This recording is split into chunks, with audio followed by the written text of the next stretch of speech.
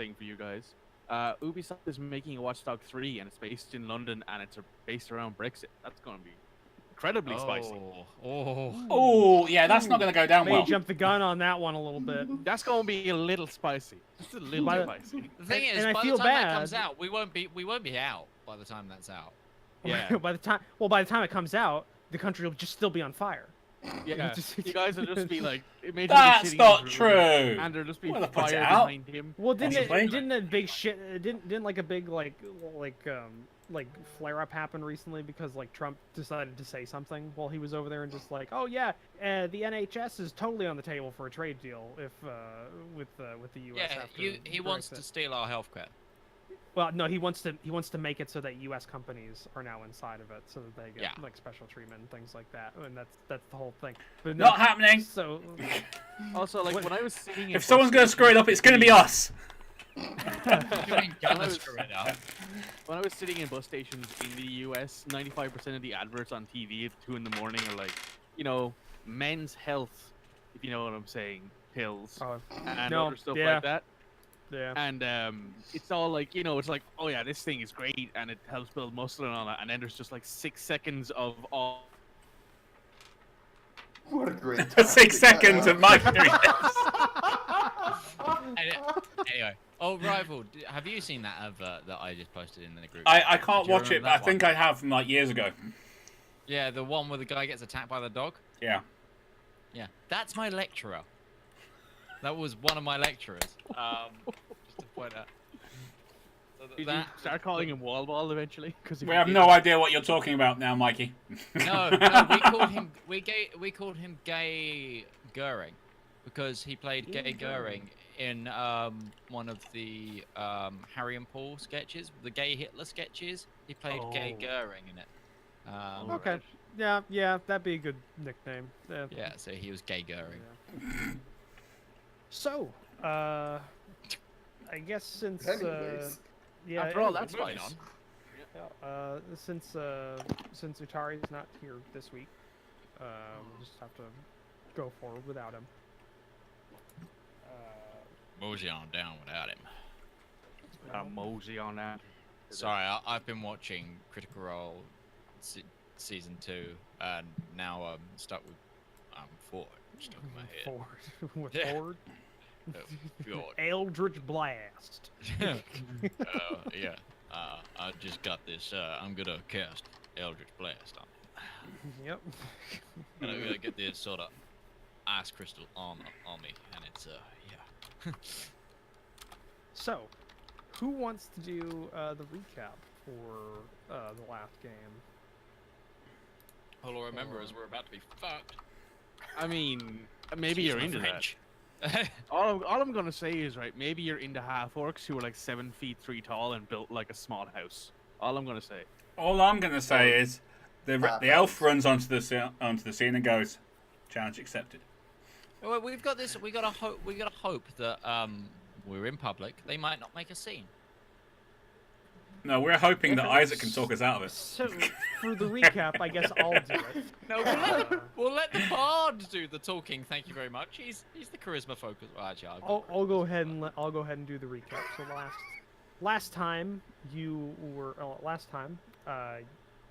all finished up your mission at the Willowbrook Estate / Farmstead to the south of Gorgon, and returned to the city, where you finished off a couple of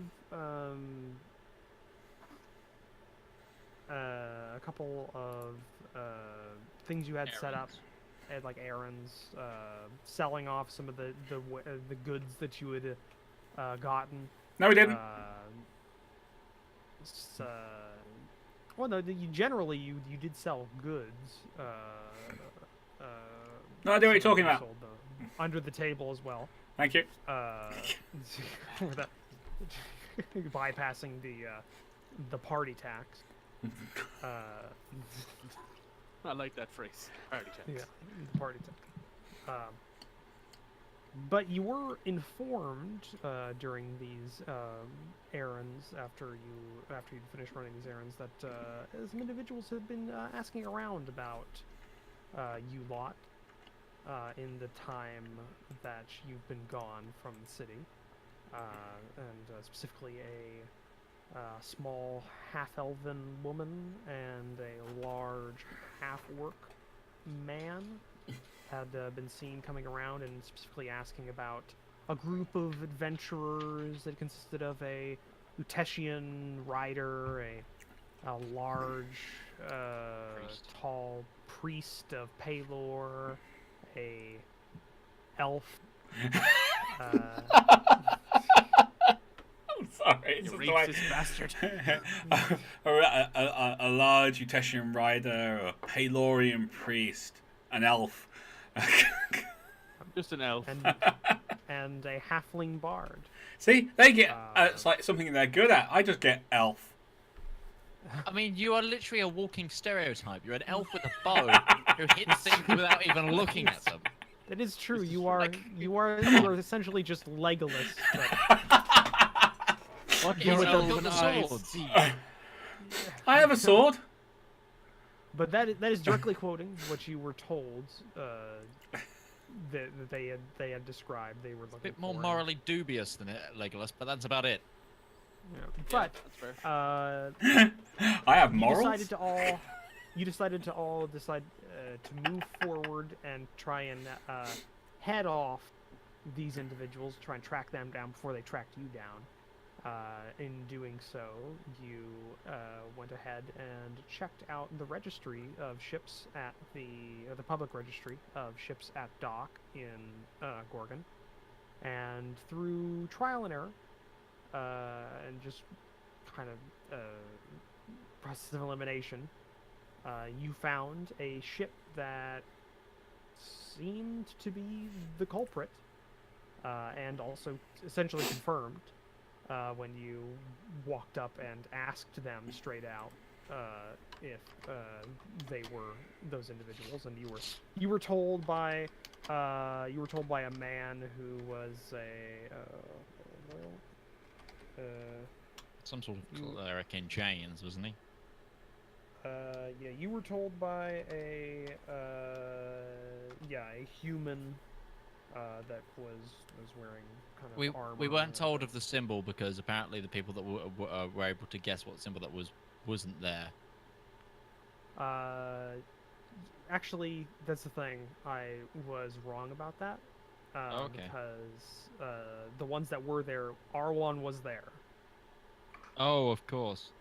He was there, so he actually needs to make a religion check for that, to see if he did understand what that symbol was representing. 17. 17. Well, you do understand. Oh. You do recognize it. That's why we get you to do the religion checks and not Isaac. What initially seemed to just be a random symbol that didn't have much meaning to it, whenever you see it, R1, you recognize it immediately. It's a bit crude in its design, but it is reminiscent of the symbol of Ilmater, which is it's two hands balled into fists, but they are chained together, and the hands are like red. So it's kind of like symbolizing just kind of an individual that is imprisoned. Ilmater is a very what would be a good word for Ilmater? He's a very interesting god when it comes to his symbology. I think I actually did start writing Pantheon notes down, so I can actually tell you. Ilmater is known as the Crying God or the Broken Lord. So he's based around a lot of redemption and he's lawful good, that kind of stuff. But you know that symbol directly, so it seems to be either somebody who's in service of Ilmater or something like that. but that's something you would have gotten at the time. But yeah, after being informed of the fact that the individuals that you were looking for were in fact the first mate and the captain of the ship, which you found out to be the Strumpet's Cry, you were met up with by I believe it was Isaac and who else? Rivallon. Right. Yeah. Because we went to talk about Rival's infliction with the knowledgeable scholar. And then we ran to catch up with them. You also got an info dump on the background history of Zagul. So you found out what her story was, or at least what her mythology was. And we found out that Rival isn't possessed. Well, However, the druid that was... But it's very likely that the druid we captured and subsequently got away is... Well, not possessed. More like she's, empowered. Yeah. Or empowered by her. Yeah. I know, well, it's more of a possession, because once she completes her task, she dies. According to the mythos. Yeah, unfortunately, her thing is probably to kill us. Yeah. Or someone in specific. We don't really know. So. Yeah. But yes, Isaac and Rivallon, you decided to. You came back and raced to find the rest of your party, believing that there's the possibility that these individuals had been hired by your previous prisoner, or at least fearing their safety. But in doing so, you did find them, and also are now confronted face to face with the small, half-elven woman and the quite large, half-orcish man who are standing in front of you, and you were just you saw her right before we left. You saw her smile,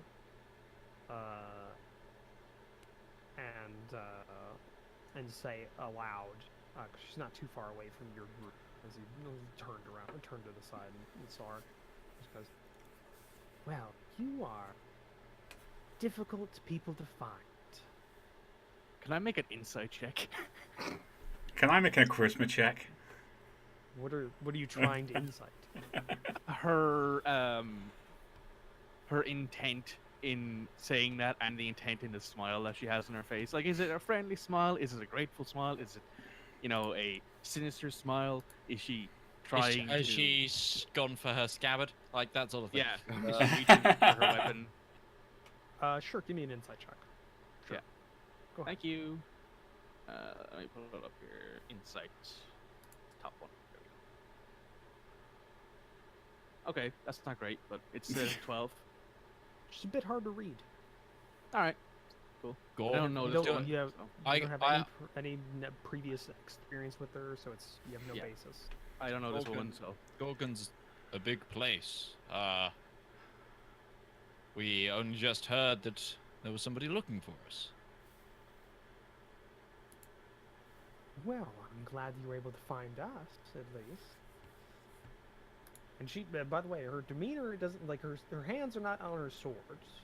But she has two of them, equal sized, all on the same, like, kind of dual scabbard on the same.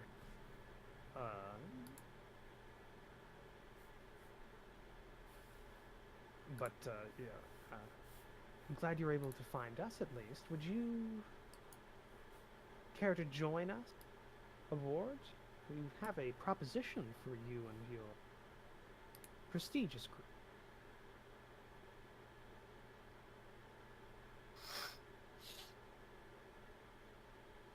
I like it out here. It's sunny. Fresh. Fresh sea air of rotting fish on the shoreline. Yeah, this is much better for me. Thank you very much. What is the nature of your proposition? I have a job. Yeah, you said that.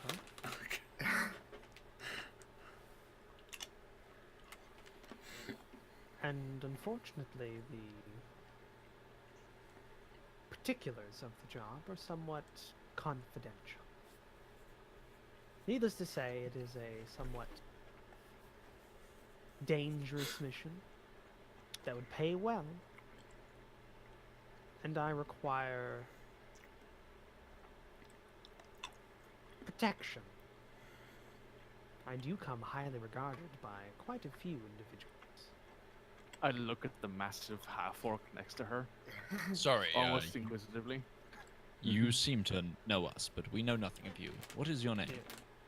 Yeah. And by the way, just because you did say half-orc guy, blind. Just Blind. Like he's just not. I can tell like, just by looking at this guy that he is blind. No.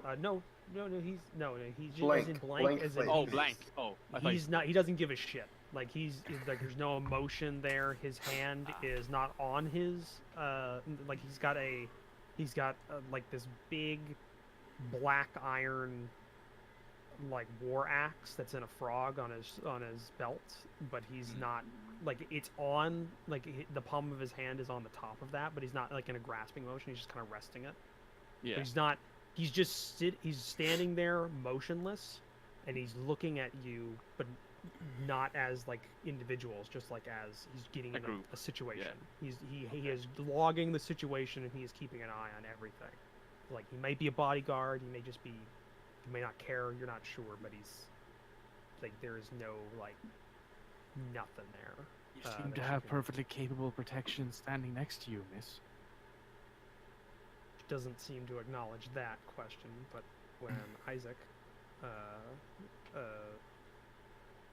where are my manners? I am Captain Sedna Marisol of the Strumpet's Cry, a private vessel. It was Captain what? Setting up Setting up Marisol. Marisol. Yep. That's SEDNA MARISOL. That was close. It wasn't I had bad. I had an A instead of an O at the end of Marisol. So Yeah, that'd be Marisol. Marisol.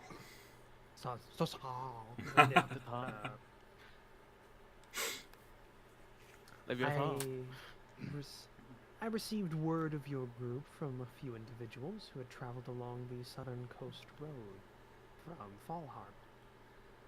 They told some interesting stories of your exploits, though it seems you have a new member of your party. Huh? Who? She points to the Sesh? 7.5 foot tall 7 foot. dragon. Where the hell did you come from? Ah! Where did she get here? What's going on? I pick up Rival and I dunk him in the sea. Just with one hand, just No, I don't actually do that. I just tap him on the shoulder, being an asshole, because he... Yeah, well, I'm not possessed, so woohoo! That's a good thing to know. But yes, what about your Giant friend. bodyguard? And she says bodyguard with a question mark at the end. My crew I trust with my life on the sea, but where we're going I feel safer with some tested individuals. So you're not going on the sea then? I think last time I was a boat, it was ridiculous. Oh, you never... Tentacles everywhere. You never did tell me about that. You really don't want to know. I really don't feel too comfortable discussing the specifics of the job unless we are in a more looks around to the somewhat crowded dock, more private location. Group meeting. Very well. I look... Let's. Oh, group meeting. Group meeting. Give us. Just time out real quick. Just hold up. Okay. What are you thinking, guys? What am I thinking? I'm thinking I don't first trust a off- word that comes out of this woman's mouth. Did you tell us about, or do we know that Rivallon's not possessed and the lady that escaped might be? Is that something that was told to us before we ended? Well, Rivallon just mentioned he's not possessed, but we don't know about Liben yet. Yeah. Okay. I can't remember if we've been told that. Okay. Quick update on the rival situation. Rival is not possessed. Liben might be. Yeah. Good news is though, if Liben succeeds in whatever task she has to do for thingy, she'll die. The problem is that task might be killing us. Anyway. Well, that's some excellent information. Well, in light of that... More precisely, killing Ustinia. Well, in light of that... Why kill me? I didn't do anything. Just broke staff. When did Ustinia get a list? What accent was that? I'm eating sweets. Leave me alone. No, it is. That was a It's mix very between Ustenia and Rocky. You got Sylvester Stallone, and you got a Mongolian step archer for some reason there. Well, in light of that, I say we take the job and see where that leads us, because that might kind of divert us away from this other problem. Getting out of the area might be a good chance. And I recognize that symbol, you know, that over there. It's the symbol of Ilmater. All I know is it's a lawful good god of some sort. So, or you know, it's a relatively good god. It's, from what I remember of the classes, I slept through half of it because gods are all boring and all that. Yeah, with the 17, you just kind of know the general practice of it. He's not too popular in the First Kingdoms, but you recognize him, and you know his general title as in the Broken Lord and the Crying God. So, of what you get from those titles, that's what you know. All I remember is he cries a lot or something. I don't know really. He's a good god. He cries. Might have broke something. Isaac make a roll? He's from the First Kingdoms, just to see if he knows. He can if he'd like to, depth. though he would have a higher DC now that he does know that, since he spent a lot of time learning about Paylor. that would be a religion check. Oh no. No. That's a nope. You know of him, but that's it. Why do I always roll religion really badly? He is one of the inner pantheon. So he is of the same level as Paylor and a few of the others. Okay. You're too religious is why. You have to take a step back from religion to be good at it. Are you calling me narrow-minded? Yes. Yes. Where he pulls out like the sword, like heresy. How dare you? And Sacred Flame. The whole dock burns down. Everyone dies. Congratulations. Oh, and I need you to make a dex saving throw. No, thank you. I say we go inside and hear what she has for us. I agree with that. Besides, how could we turn down a pretty face like that? Oh God, it's gonna be another one of his ex-wives. Hey, at least he's moved on from me. And he's gone. A broken crimson! Yay! So the party therefore I will turn to the probably very confused captain who has been stood there watching us group huddle. She has a smirk on her face. She's Probably heard everything we've said. Lead away, Captain. We will hear your proposition. She kind of like, inclines her head and hand towards the ship and leads you on board. You walk up the gangplank, the Strumpet's Cry is like it's a mid-sized ship. It's two-masted, with it looks like newish rigging, so it's well kept and maintained. You see probably about 7 crew on the deck. Again, the 2 tabaxi who are running rigging up high up, and they're being guided by the individual that you talked to before. And as you get closer, you make out a bit more detail. He's definitely human.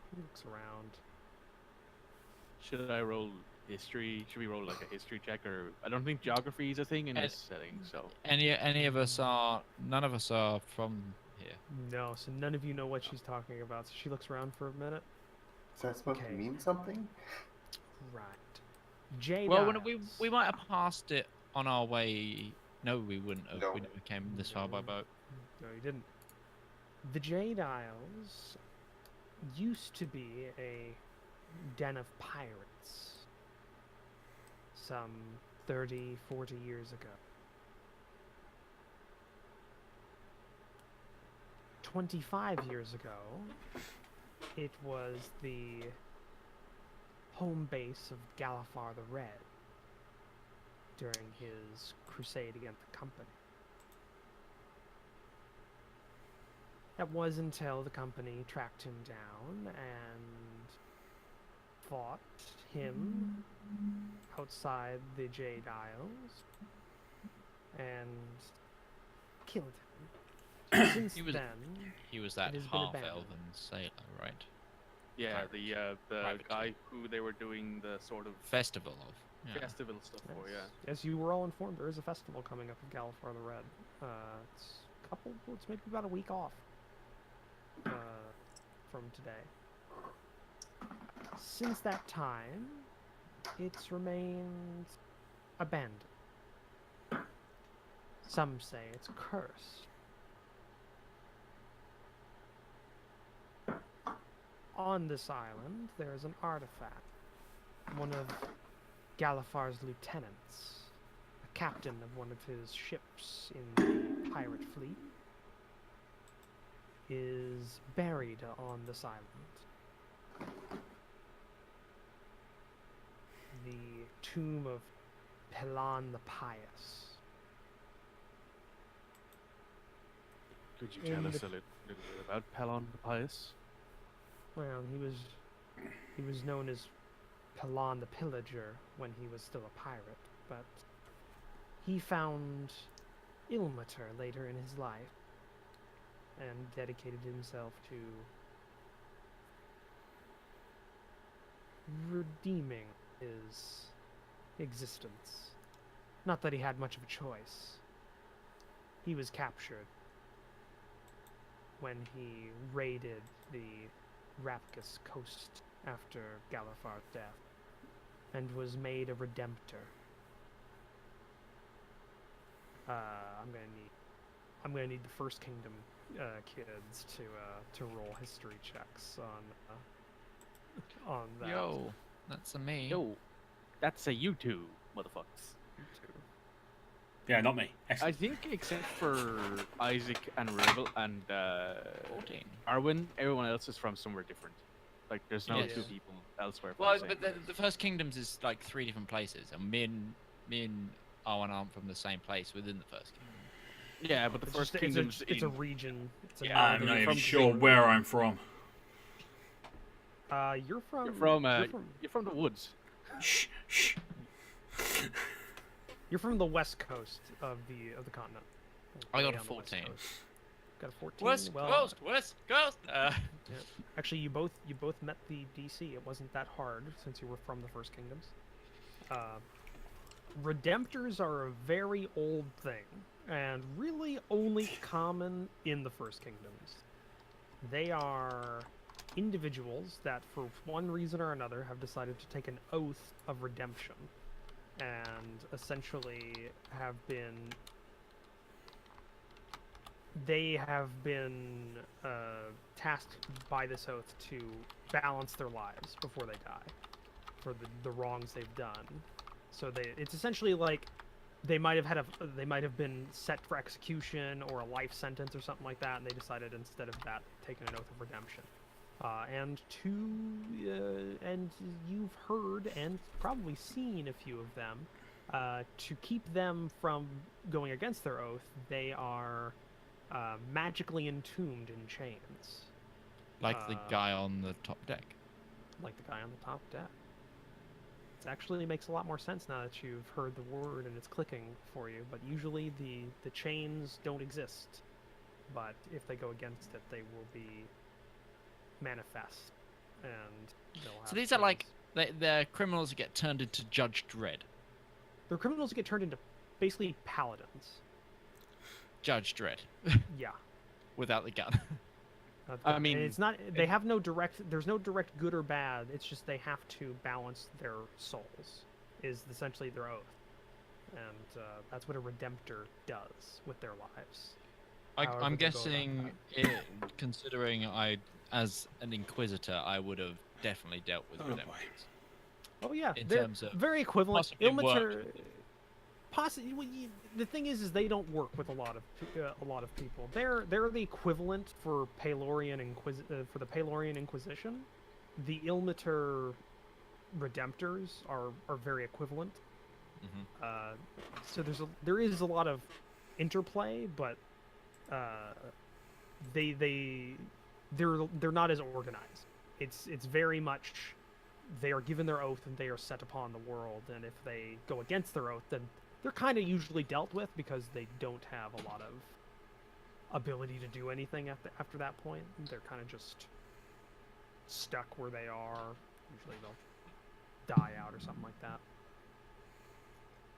God damn it, Midge. For everybody on the podcast, Midge just got a fucking plate as big as his head of, I don't know I'm what those also were. hungry, so I haven't eaten today Yeah. because I only woke up like a To little while ago.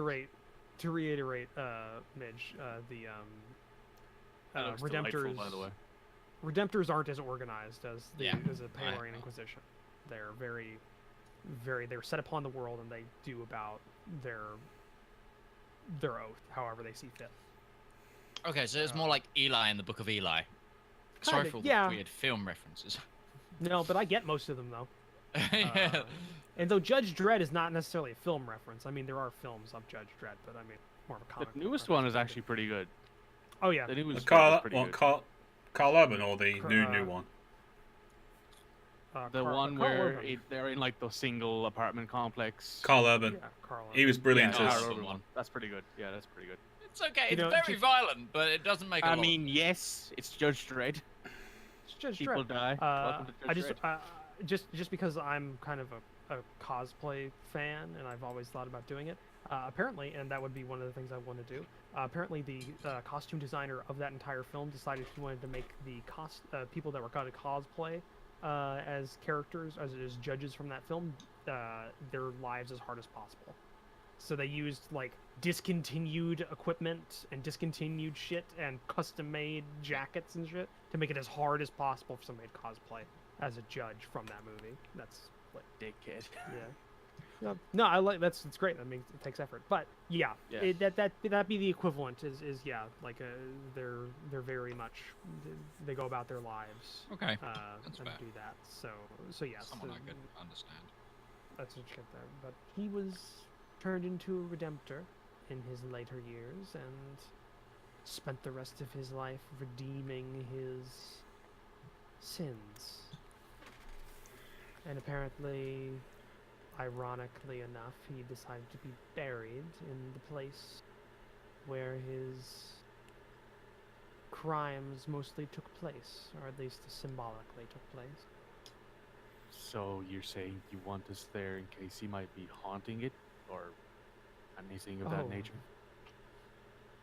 Oh no, there are many rumors about the island. Great.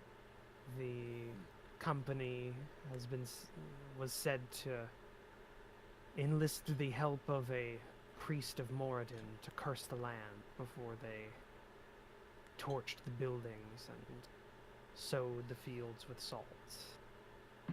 Whether or not you believe that, I don't know. But it is known that the item we're going to try and retrieve will be guarded by What something. is the item? The scales of misjudgment.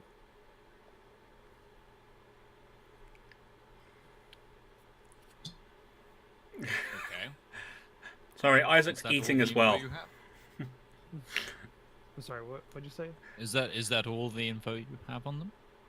They're a set of nondescript scales, scales made of silver.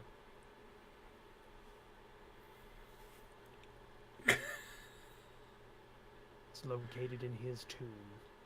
Of course it is. What are they said to do? Crimson, we can't hear you, mate. Still muted. What'd you say?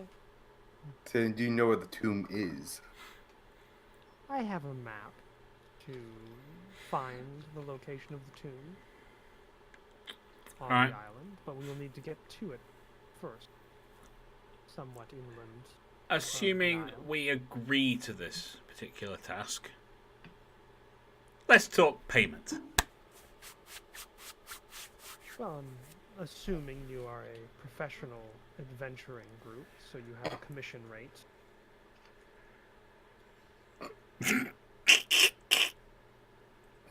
Did somebody say commission rate? And then the merchant steps forward.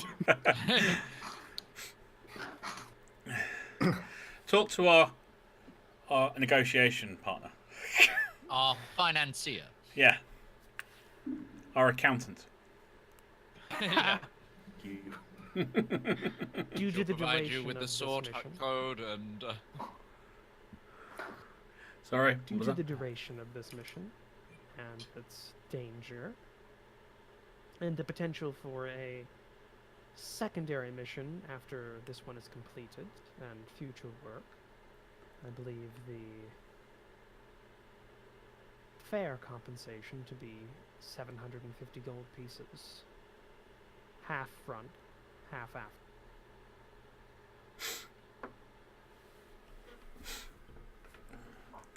Okay.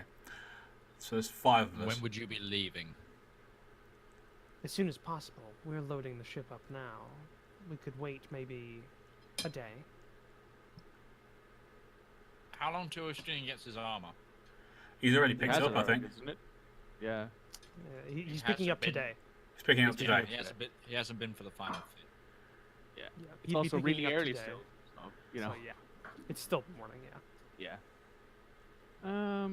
Okay, so first question I need to ask: is there any sort of roll I can make to know if her offer is fair? 750 for now and 750 when we finish. No, it's not. No, It's seven- 750 no, now. 750 Split. total. Oh, so 375 now, 375 later. Would that be right? Yep. I think my Mhm. math there is right. Should Yes. Be. I'll double Okay. check it. Trust me, bro. Yeah. And then it would be 125 if we split it evenly like we have been. Well, by 6. Mm-hmm. Yeah. Which isn't a bad amount of gold, to be fair. And there's also whatever we could find on the island that we might want to take as well. Actually, hang on. Captain, if we find anything on the island, what is the procedure you like to take for items that are found on the island? You keep what you find, as long as it's not the item that That we're you looking wish for. to. Yes. Okay, that seems fair to me. As long as everybody Alright. else here agrees with the terms, the money is fair. Everyone okay with it? Well, you're our accountant. If you think it's okay by us. No, she's saying the money is fair. It's you guys who need to agree to the terms of the mission. Oh. You know, as long as you guys are cool with the mission, the money is fair. I'm see worried no about problem. our resident thing. Inquisitor, that's the one. What are you worried about me? Yeah. It's robbing a tomb. He has a point. Sacred ground. Even if it's not for a Palor worshipper, it's still sacred ground. Look, I'm being actually thoughtful about other people and their religions. Look, I'm not actually infested with the demon. I pat Rivallon on the head Okay. like he's a good boy. I will shoot you in the leg with an arrow. Isaac takes a moment and does some soul searching. He gets a 16 on a religion check. What does he feel with that his religion would be the standpoint of? Like, now I have a firm idea of also of this pirate's religion and Ex-pirate. such, and well, knowing our luck, probably pirate. He's probably The reanimated. Pelorian Bible is a very large and somewhat contradictory text that has stories aplenty of many different times in which Pelor has done many different things, including his followers, or has had his followers been commanded to do things. 16. You do remember passages that detail what could be considered grave robbing in their time, but it's all up to interpretation at that point. So it exists for good reasons. It can be allowed. There are some loopholes when it comes to other religions' grave sites in certain areas of specific domains. It's kind of up in the air in a lot of ways. It's a lot of context is required. Okay. I should be fine as long as I do not encroach the tomb itself. If I am there as purely a warding purpose and a protection from evil, then Palos should not frown on it. Okay. Basically, don't make me dig the grave up. I like how you just say that in your very normal voice. Like he's all prim and proper, and he just says, "Don't make me dig up the grave, assholes." Yeah, We're there in no, a that was strictly in character and out of character. There you are.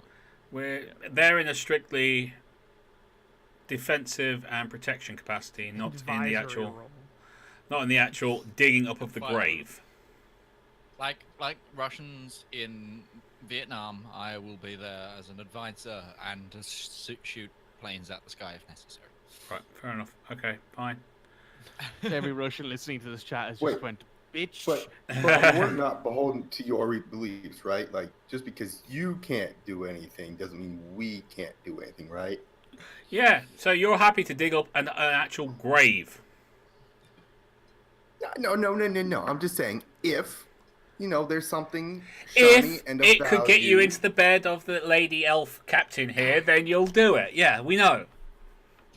I want to point out I'm standing right here. Yeah, we know, don't worry. We also know that R1 is basically a massive horn dog. We basically are very comfortable in displaying our weird family-esque Dynamic. argumentative nature dynamic to the open public, and for some reason we forget ourselves. Okay, All I'm going I to think say you've got a is that deal. I'm here, but I'm not actually here. Okay? No, that's Ustenia. Do we have an accord? We do Yes, have an we accord. have an accord. We do require one more day on shore, however, to collate our things, get supplies, and such. Well, Nah. maybe only till the evening. You might be back. We will be here until then. If you will, she rummages around. Please sign this contract of employment. I read the contract, all of it, fine print and all. Yes. Fine print it all. Give me an intelligence check. I don't think my intelligence is very high, but I give it a go. I'll do it. Do you want us to pure intelligence? Yeah. Yep, it's pure Yeah. intelligence. Oh, That's not nicely bad. done. That's not bad. That's not bad. Would an investigation check work? In reading the contract as well. This is more about comprehending the language of the contract. My intelligence sucks. I have a 0. There's a 1. I got a 20. Okay,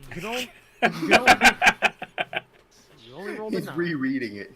I like how I did each one of those is a reread. Like, hang on, go back to the top. Yeah, I'm only counting. Your immortal souls. What are our immortal souls again? You read through, and both of you read through, and Oh, while there are some bits that are somewhat complexly worded, it doesn't seem like there's anything here that like signs your souls away or or makes you slaves. You can be sure about that much. I just sort of nod and give the rest of the group a, yeah, this seems to check out. There's nothing in here that causes us to, you know, become a dentured service to any particular deity, so that's good. What about any particular captain? That's also not in there. Ship? Maybe. Hey. I give her a sort of like playful smirk. Hey, just be nice, okay? She offers a Is there? I'll take it. Arwen will take it and sign it with a flourish. Just bard, big, flowing, handwriting, real fancy. And then he plays a power chord afterwards, like. All right. Yeah. So you all sign it. I'm gonna sign it in a false name. Okay. What's the name you signed it under? Izak. Ezekiel. Ezekiel. Okay. She looks at it. Bish. I sign mine interconic, assuming she doesn't mind that. She doesn't seem to. I was gonna say yeah. And she rolls I could up write- the contract after you all sign it and puts it in a tube, like a waterproof like map case, and then puts it off to the side. I look forward to working with you. I get a feeling we have just been completely and utterly screwed over. Now, if you will, we still have to get the ship together and ready to go. If you have any other business, you should attend to it. To the weapon shop! At the time. Hang on. You promised some money first. Up front. True. Not yet. And she goes off to the side, and there is a metal safe off to the side that's like was in a cupboard. She opens that up, and there's a little combination, and then a key lock, and she brings out a bag, counts out the money, and you were given 375 gold pieces. Do you want that in the party sheet as a general fund, or? Yeah, because we can split it up once we finally get everything done. That way we split it more evenly. Okay, so you have 166 in there right now, so that's added on top of that. So, you have 541 gold pieces in the party amount. So, okay, you're given your money.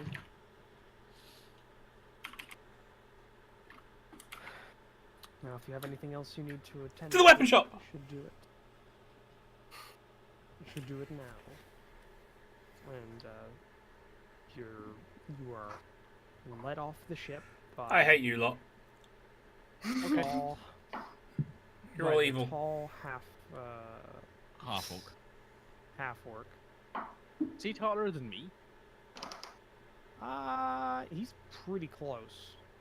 He's pretty close. He's in the sevens? Yeah, he's built like a brick shit house. He is just a I hope tall, People everywhere. I hope we take this Tall, guy on the island wide. with us, my goodness. tall and wide, Find some more and short people. that axe is about as tall as R1. That's on his hip. Just Damn it, that he's son got of a hanging there. bitch, bastard, tall fucking But people. this whole time, he has not spoken a word to you. All he just leads you wordlessly down the gangplank, and then Anyone speak then orc? you're let go. I just say thanks to him when we get off the plank. Nothing. Watches you as you go, and goes back up the gangplank into the ship. Well, That was interesting. Ustinia needs to collect his. His armor. What else do we think we need for this journey? I need my new bow. Obviously, Extra need a holy new- water, maybe some. I've still remove got 10. curses. I've got Does 10 anybody bottles of holy water. remember the armor that he was supposed to? It was like what? scale mail. It was a No. heavy armor, I think. It was a Green heavy mail? armor. I can't remember. I think Maybe someone should just ask. it him was the just to one. see It was the one below plate. Splint? ring. Splint, possibly. You know, wasn't the deal he was going to give his chain shirt to Yeah. the merchants and he was going to get something back? Yeah, he was going to get the like, helmet with heavier. with With the the- Somebody should ask the- him in the chat. Somebody should ask him in the Yeah, chat. someone needs to ask. Someone needs to ask if Charlie what it if was. he'll actually answer, because he's do not disturb on Eve right now. It's probably because all of his monitors filled with spreadsheets. Just I think it was the I think it was the one right before. Splint would be. I think it might have been ring mail. Let me check. No, it wasn't ring mail. Wasn't It might have been Splint Eater because I think I mentioned to him that I have Splint as well. So, here's the thing. Do we want to... Oh, no. Rival can get his own weapon. He's got enough money. I was just thinking... I was about to say, do we need to pull in to get him a weapon? We don't. No. Yeah, Why does Rival need to get another weapon? Because... I want to upgrade my bow. Yeah. Hang on. Him upgrading his bow so he gets an extra +1, I'm okay with, because his +1's currently on his sword, and that doesn't do much for us, because he stays out of combat for a lot. The amount of So times this is a melee combat. The amount of times I get the like major damage because I'll get 2 hits plus Hunter's Mark with my bow from range, getting an extra +1 damage. Yes, I know. And maybe an extra ability. I'm just saying, I'm going to be kicking ass. I would... From just across as the a county. party thing, I think it might be wise if we try to find something that ups my AC or my charisma. Either or. Same for R1. Charisma is kind of interchangeable for both of us. Okay. I believe So, magic that's shot? I think possibly that's what we should maybe look for with some of the party fund. If I could upgrade my AC, I wouldn't How mind. far the amount of times I've gone down, though, out of character content. Just out of character here. The Oh, no, amount of I'm times just I've gone thinking... down, I think we need to maybe give me an extra AC point. Oh, no, I'm not arguing that. I'm just... If I can afford it, I'd like to I try mean, and pick we up could something always. so that I can... We all could, you know. Oh, anyone can do it with extra AC. It would be Yeah. really decent. But with me having the lowest health and the lowest AC. Absolutely. Yeah. Oh no, I might not can be the only- lowest. I don't think I'm can- the lowest AC. I've got 14. Rival, what's your AC? I think I'm Probably 14 15. too. Oh. 1 second. You can only wear half. 15. You can only wear medium armor, right, Isaac? Yeah. What I've do you only have got right now? A chain shirt? Chain shirt. Why not get you some scale? Well, actually, scale mail has a disadvantage on Dex. stealth. Yeah. And the same logic is, it might cause issues with spellcasting. There's no such thing as a spell failure in 5e, so it doesn't matter. What Oh, you there wear. isn't, is there? Yeah, I'm wearing studded leather, so... I think there is. Not on the armor. There sheet. is. All right, I just messaged him. He got +1 scale mail. That's right. Yeah, because he spent 500 gold pieces on that, and that was how much the scale mail +1 scale mail cost. Was about 500 gold pieces. So Oh yeah. yeah, so he didn't Which means want we heavy are armor. wearing the same thing. Yeah, which means we are wearing the same thing. Actually, didn't Well, he say he's he can wear heavy armor now? Well, he can, but he didn't want heavy armor. He didn't want a breastplate, and he didn't want heavy armor, so he decided to get +1 scale mail for what he Fair. did. So fair. that also let him use his dex bonus. So I'm going to switch it up on there. Talk amongst yourselves, see what you figure out what you want to buy and stuff. Well, I would Yeah, like a new bow. The problem is with magic items is they cost a lot of money. Mm-hmm. Yeah. So we're And gonna we don't have, have to pick enough what, lot of money. Yeah, we need to pick a prime, like a what do we think's the most useful thing to go look for? I mean, we can get prices and then decide, but we need to like be able to narrow down. So either a better weapon for Rivallon. Yep. No, he's Well, definitely you can get that yourself, can't you? doing that. He's got enough. Oh yeah, money. he has enough money. Because Yeah. he had a load of money from the party. So he doesn't get anything I from the did load, not from the hide a party. lot of He money didn't, from he the didn't party. hide it. He didn't hide it. He just didn't offer us any of it. Well, he bribed me to keep my mouth Yes. shut, which I have And, done. Definitely hit it. and Isaac discovered it and just tutted. Yeah. Just So I think technically, we all R1 doesn't know. that he has money. Yeah. Okay. Anyways, so either something that increases, well, charisma for me or Isaac. the AC thing is easier to deal with Isaac because charisma items tend to be magic items, which tend to be very expensive.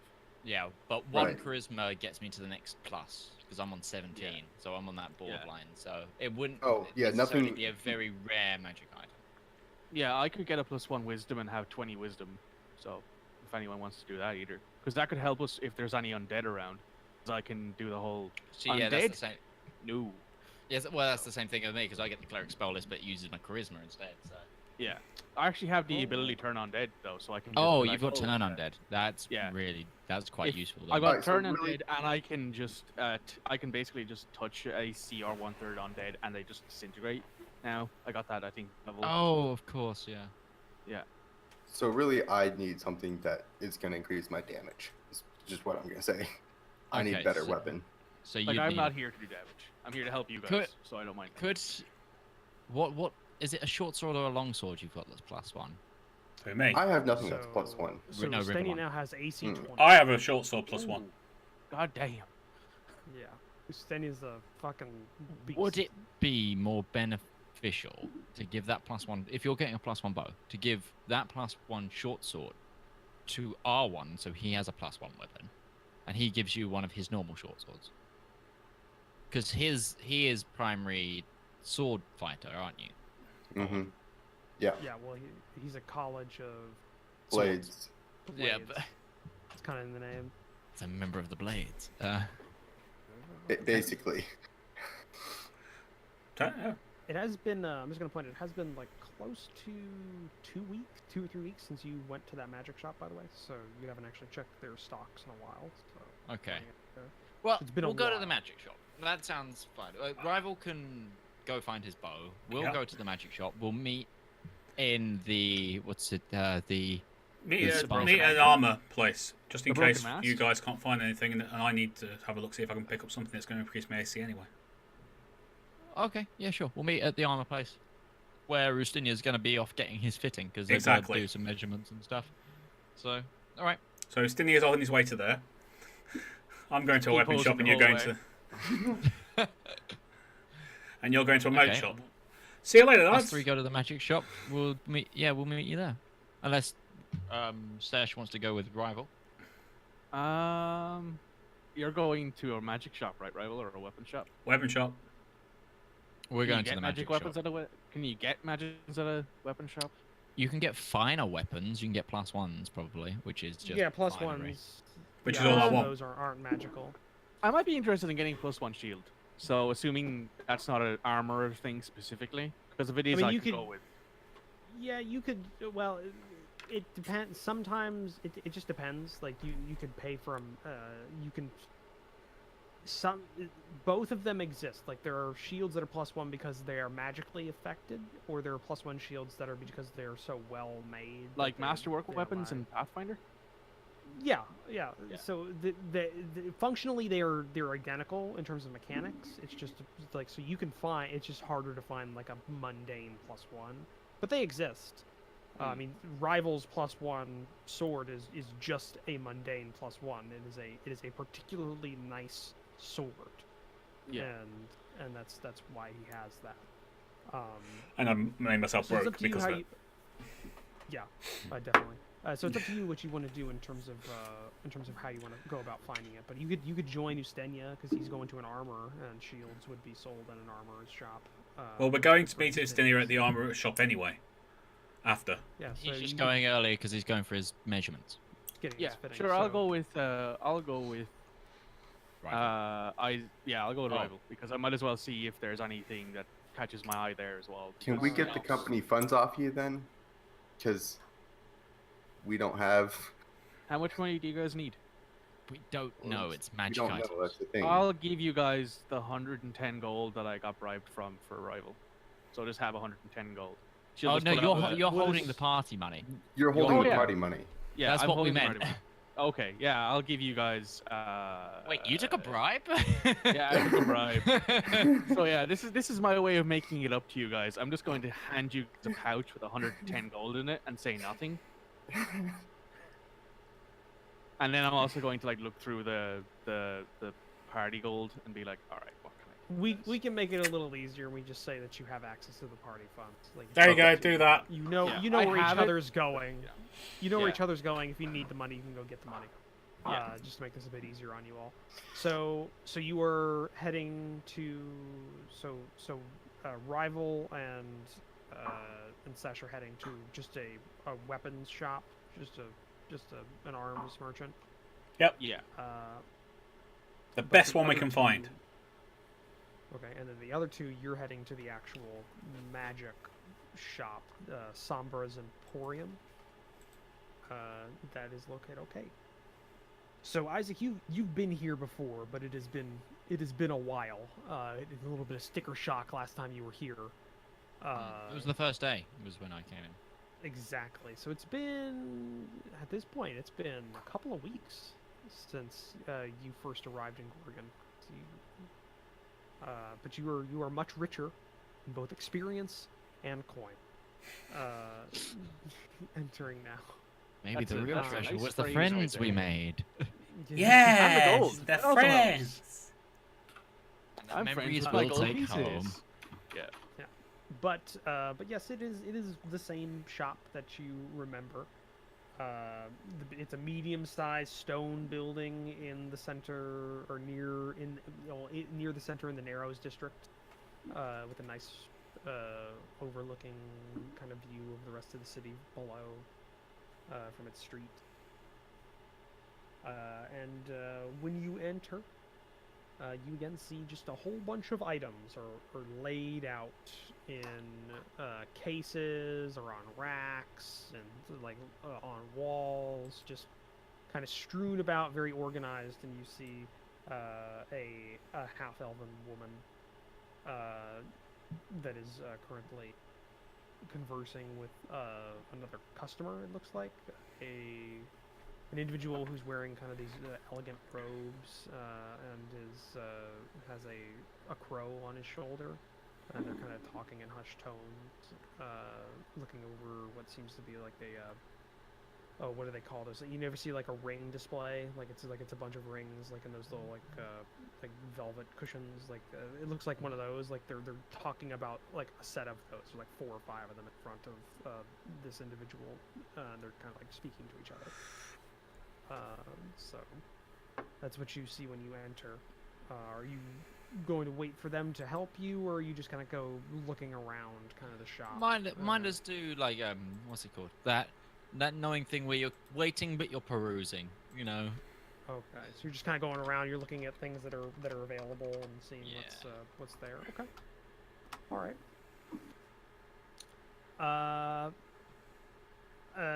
On one of the racks, you very well. Actually, give me an investigation check while you're doing that. I guess that makes sense.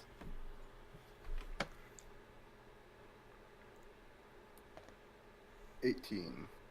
9. Shit, that's the third 5 I've rolled today. Hey, at least you're getting them out now. R1, actually, you find something pretty nice. You look through like you ever been to an Army Navy surplus store? Yes. And it's just laid out, and you're just kind of like going through these bins or these racks, and you're just looking for treasure, essentially. You kind of go through, you kind of like going through some of these racks, and you find it's actually got labels, like they're like parchment or vellum labels that are attached to most of these items, and you find a very, very nice set of studded leather armor, and it's got like this interesting pattern all along the breastplate of what looks to be some sort of like Goliath-looking individual who at one point is stabbed in the heart, buried into the ground, but comes back alive, and gets stabbed again and comes back alive, and it kind of keeps repeating all the way around the back, and it's just like this like if you kind of rotate it and you're looking through it, it's just a repeating story of an individual that just keeps coming back to life. And it looks very, very nice. It's a +2. +2 leather armor, studded leather. So it's this Goliath-looking guy who gets knocked down, but then gets up again. You're never going to keep him down. They're never Gets gonna knocked down. keep- Get up again. and You're they're never going to gonna keep him down. There's not a price on the Maybe we tag. should is go to there? Rival, because then you can have a whiskey drink and a vodka drink. I'll sing songs that remind me of the good times, and I sing songs that remind me of the better times. Fucking hell. You guys are terrible. Yep, they are. At least we agree on something, Roach. Did anyone else see the D&D meme that's been going around with the DM who was just like, with a secret door, and it asks you the question, what is the sound of silence? Yes, you posted this in the chat, and I was just like, that's perfect. That's so good. Alright, you said there's not a price on it, right? No, there's not a price. You think it's one of those places like it's like a If you have to restaurant ask the where price, it's you too have- much. It's probably too much. It does there's no prices, but you can generally get a somewhat of an idea about price. It would be pretty expensive from your experience for this kind of thing. Because I mean that is a very very powerful item. That's a plus. I mean, plus 2 is like that. That is not mundane. That is magically imbued. Right. That comes under rare, like very rare, isn't it, in terms of mechanical? Yeah, it's that is very rare. Yes. Yeah. So The plus 3 would be wondrous. Yes. More than like 500 gold. Oh, a bit more like 5,000. Oh, okay. Yeah. It's very expensive. Yeah. Unless you're stealing it, you ain't taking that home. I'd say, grab it for me. So like. No? Okay. So like when it comes to that. Guessing I didn't find anything. Well, I was just trying to get him the price. Plus 2 armor, that'd be about 6,000. Yeah. Armor piece. That'd be 6,000 gold pieces for that. You were close. I'd guess, yeah. Yeah, no, you had a very good guess. Yes, you were very good, Isaac. Good boy. Good boy. Gets a gold star. You got a gold star. Gold star of Palo. Yeah. He just puts it straight on your chest. You're like, Maybe that's what the whole religion is. It's just like you collect like a sticker stamp star system. Yeah. And when Here's you your fill the book golden up, sun. And when you go May to Palor's light shine your day. when you die, you like Angels they check on the your book, shoulders. and then they say you're missing this. Whoa. You didn't get the one for brushing your teeth every day from your mom? Get out! Hell My with mother you. is not on this plane of existence anymore. To hell with you then. Isaac, you find a couple of things. Okay. Just not as big or as grandiose as what. We're not looking for big, to be fair. You're looking for something you can afford. So you actually find. Just I have it all written down. Yeah. Yep. You find a set of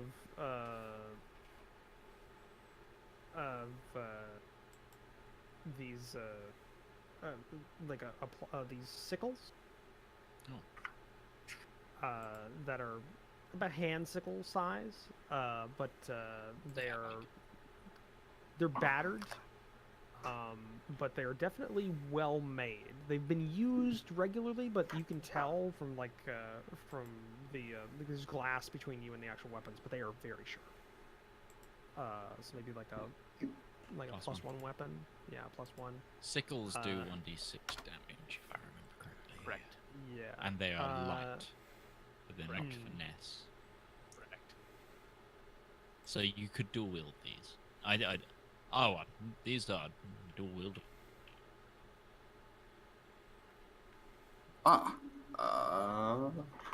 I'm sure someone of your stature could do some nasty damage with this. Can you imagine? Just a halfling Into coming at you, 2 very sharp sickles, just like hamstringing people. Oh, Just straight into the Achilles tendon, just yeah, gone. just quang, quang. I'm You no glad longer you have found legs. something Congratulations. to a good thing about my height.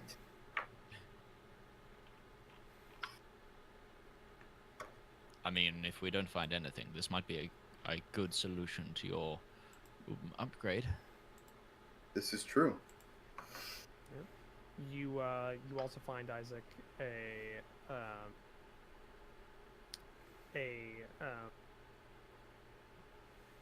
long sword that is glowing with a slight white light, and it's kind of like hanging on a wall. Do I get any? Being someone who's kind of, I'll throw an Arcana check with this as well. Being someone who's kind of magically in tune, do I get like a sense of its like power at all? Like just like if like not to say like I'm detecting the item, more the fact if it did some sort of elemental damage, can I get a feel of this feels particularly? That would be under the purview of an identify spell. Would it? Shit. But given the fact that the weapon is glowing, a light on its own, and you are in the middle of a fairly large and well-stocked magic shop, you are fairly certain that it is a magical weapon. But is he sure? I've just thought of something. R1. If there's a possibility this place we're going to is haunted, are we going to want silver? It's cold iron, isn't it? Not in this universe. Not in this universe. Ah, shit. Normally say if something's a ghost or think standard weapons won't hurt it. We'll need silver or a magic. Or magic, yeah. And even then, it only does like half damage, I think. It depends on the magic. Yeah, it would depend. Well, from the tales, I remember that some of the tales I know, yes, silvered weapons are good for enemies that are not vulnerable to traditional types of weapons.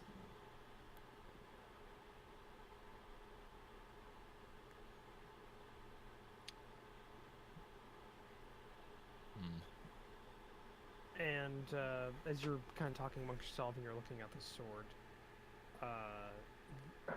the woman who was previously speaking with the individual that are kind of haggling over rings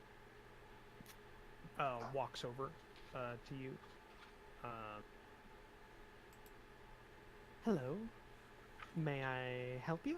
Are you looking for anything in particular?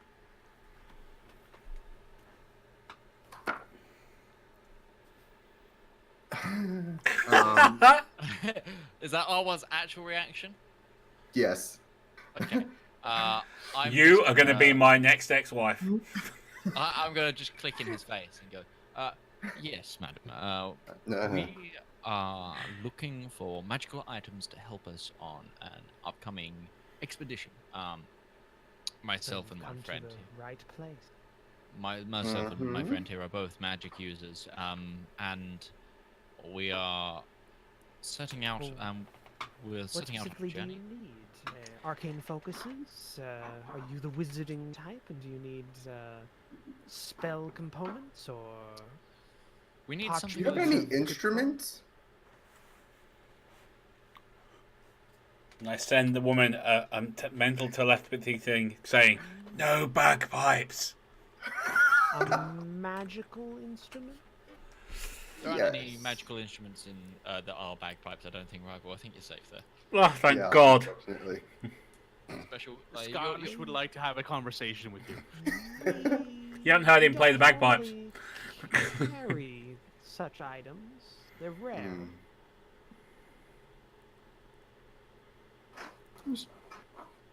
Just a passing fancy. We deal in more the direct weapons, items, potions, and scrolls of sort.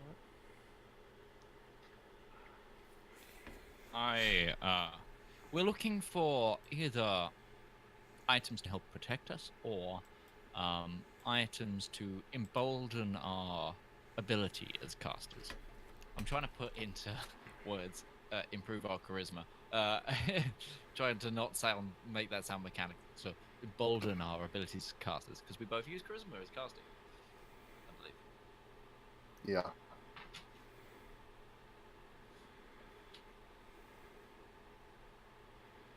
That might be able to be done. We do have the ability to enchant items here. We could imbue an item with a certain enchantment for a price. Would require the payment in the materials, in the equivalent of materials, and for the time and effort to enchant the item. Specifically, as well as the time it would take to do so. And how long does it take to enchant an item? That's very much dependent on the enchantment. A basic enchantment can be a paltry 5 days, but a very advanced enchantment can take weeks to complete. Unfortunately, madam, we're a little bit strapped for time. The quest we are on is to set off tomorrow, so we would like to peruse your existing stock. However, that's very good to know for future reference. Well, we have many an armor that can provide protection in many ways. We also have weapons that could aid you in your duties, whatever they may be. I did see you were looking at this sword before I came by. She motions towards the glowing sword with the soft white light on the wall. Would that be something you're interested in? I believe interest is our middle name, madam. What is its properties? What is... It is moon-touched. When it is in darkness and it is unsheathed from its scabbard, it will bathe the area in rich moonlight for a small area. It's the sword that creates dim light, yeah? Creates moonlight for 15 feet radius. It's not bad. And then dim light for an additional 15 feet, so it's 30 feet of light. So like a torch, essentially, but Yeah, sword. It's a torch sword. Torch sword. And it doesn't need, like, orcs to be nearby. That's fine. Yeah. Very interesting. It's somewhat rare, but it does have a very limited and somewhat not particularly useful to enchantment, so it is relatively inexpensive, if that is a problem for you.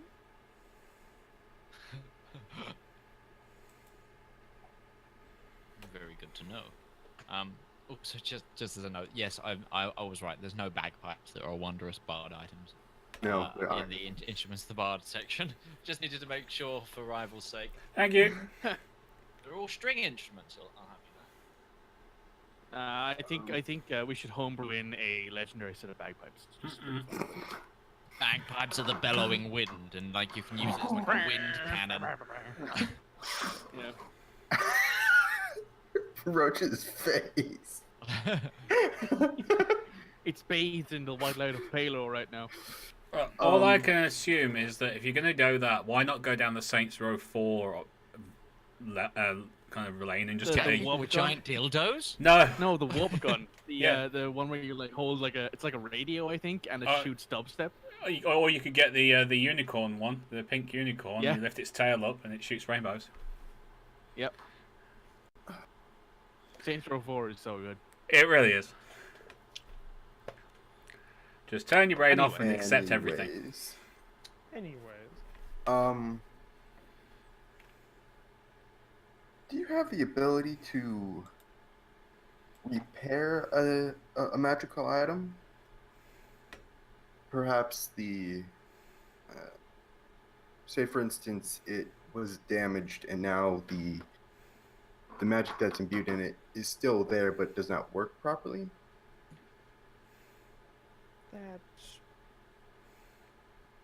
That could be done. it would be somewhat. It would depend somewhat on the enchantment itself and how damaged it was. Do you have an item that you have in mind? I do. I have to find out. Look through my notes. Find if I have the where I wrote down the enchantment. Well, I mean, I know the enchantment. Yeah, I know, but I mean, I wrote it. did I write down in these notes?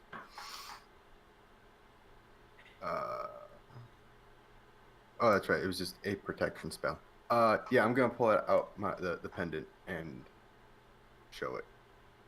May I? And she take Hand it over. See her put her other hand on top of it, and for a second, like color in her eye goes, and it's just white, and just like muttering under her breath. And it comes back. Both her eyebrows raised, looks towards you, looks back down. Would you be willing to sell this item?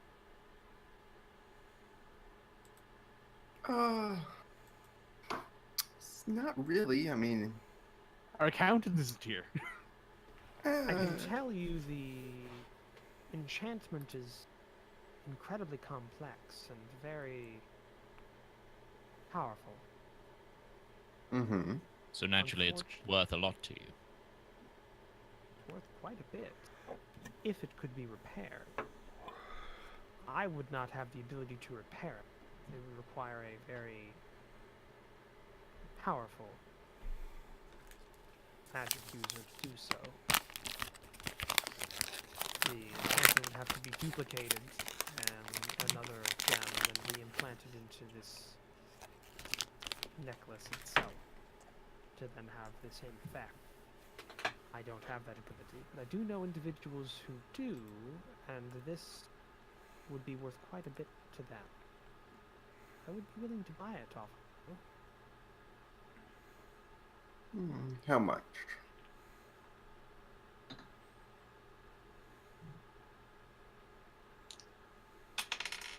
Hang on. Before you quote a price, if I remember correctly from the last time I came in here, there is a certain tax that has to go to the company, correct? Either on purchasing or purchasing or buying of items from either party. However, on a trade basis, you could negotiate around that, correct? That is correct. I think I wanted to be more prudent if you offered it up as a trade. I was not aware of this tax. Small win for Isaac. The equivalent worth of this item, I'd be willing, if I was to buy it off of you, would be 2,500 gold. God damn. That's worth a lot more to us than a broken gem, don't you think, Awa? Yeah. At least in its current state.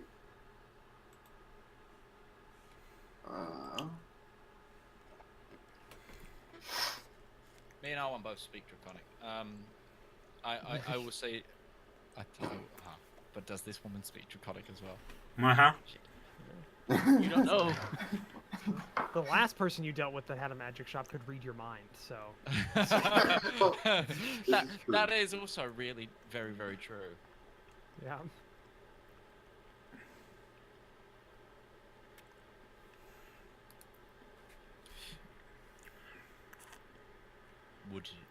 Would you be willing to trade the item for something that we could use directly? Without Yeah. having to get it fixed? Okay. Of course. I just didn't want to impose on you and your acquired item. No. It's of no use to me now, and it'd be some time before I could get it repaired myself. It would cost quite a bit of money to have it repaired. An order of magnitude more than I'm willing to trade in terms of monetary Yes. value. to give it an estimate. It's more prudent for you to sell it as shall we say parts as well, by the sounds of it. Of course. We trust your judgment, and I am willing to trade in the equivalent amount in items in my shop. okay, right. So So you have? Do you want just a list of items that she has available? yeah, that's probably Yeah, because Okay. I'm on. Right. I'm trying to go down 4 different tracks of items in my head. That would be nice. Okay. Of her current stock that she knows she for certain has.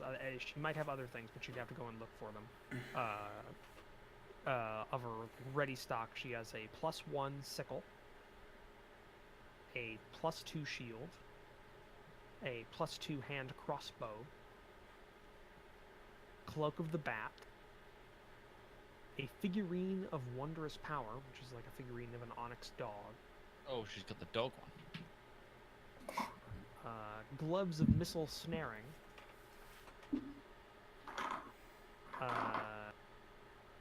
Keogotham's ornament or ointment. There we go. Ring of Earth Elemental Command. Rod of Rulership. 2 sets of Sending Stones. And she has quite a few spell scrolls of various different types. Like blindness, deafness, call lightning, color spray, insect plague, locate creature, mirror image, that like the of that ilk, and she also has an unbreakable arrow.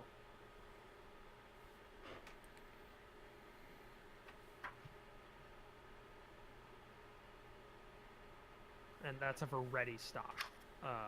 You also did see a +2 armor set, studded leather, on the rack. But yeah. And did she have any plus AC rings, plus anything charisma based at all? Would you like her to go look? Because this is a ready-made stock, like that's displayed out there, but she has stock. I would like her to go look, and I think we're at time for the break. So can she do that? Would you like me to go look in the back? I'll take a look in the back real quick.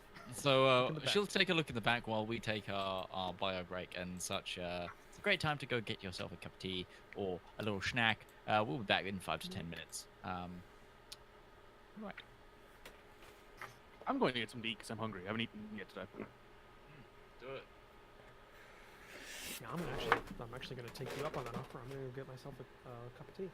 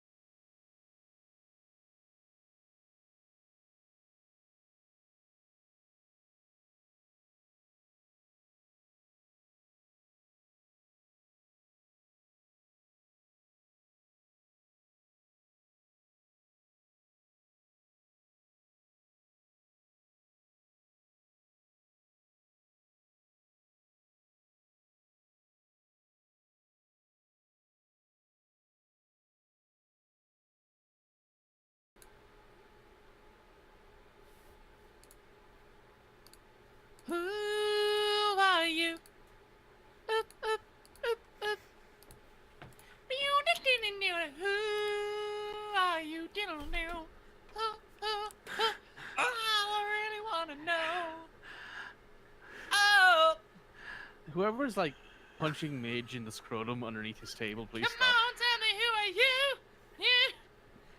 Oh, you. This is cruel and unusual torture, please. This is against the Geneva Convention in like all the countries.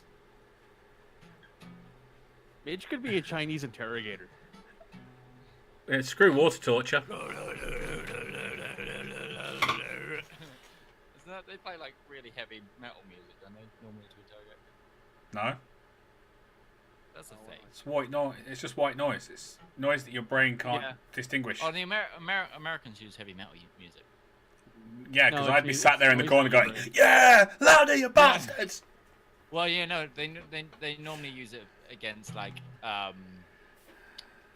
Ethnic people groups. of Muslim, Christians. people of Muslim persuasion. Christians. People who are like, that's the devil. Heavy metal is the devil. D&D is the devil. I was watching a TV show on Netflix when I was doing my shift last night, and there was an episode where when you were they on find, your like, shift an last abandoned- night. Yeah, I was watching on my phone because I was bored out of my mind. But yeah, I was watching it, and there's like an episode where they find like an old abandoned high school, because this is like a post-apocalypse thing, and they find like D&D dice on the ground, and my brain was just like, "How dare you? That's hilarious." I'm bringing us back anyway. I've got our voices back on the stream. Cracking open a cold one with the boys during D&D. No. Oh, Oh, cheers, man. Appreciate it. Is that vanilla Coke? Yeah.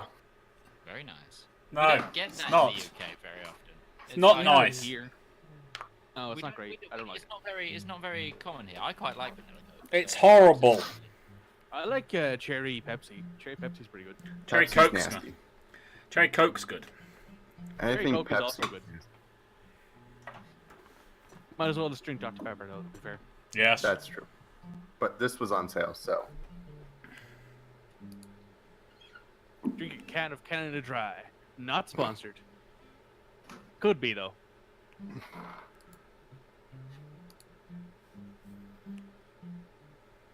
Hey, if you do want to sponsor this podcast, email Midgeman at the Midgeman's Heart. Nice. Does anybody like steak? Yeah, there's a steak, mash, possibly beans. I can't Please remember. tell me that's not Beans. gravy on the steak. It's pepper sauce. Okay, that's Oh, fine. okay. Worried for a second there. Thought I was going to have to disown you. Okay, babe. I also like Aren't you that. guys glad I'm not on board? This Yes. I've never seen you play a bard ever, but I can just imagine you pull out the guitar.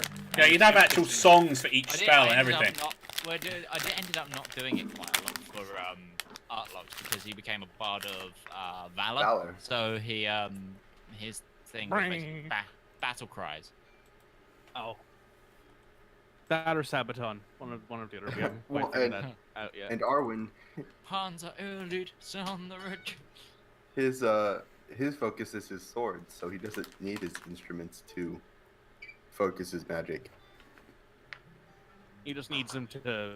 He just needs the instruments because he likes making money. Yeah, basically. Oh, and Songs of Rest. Although he could sing, but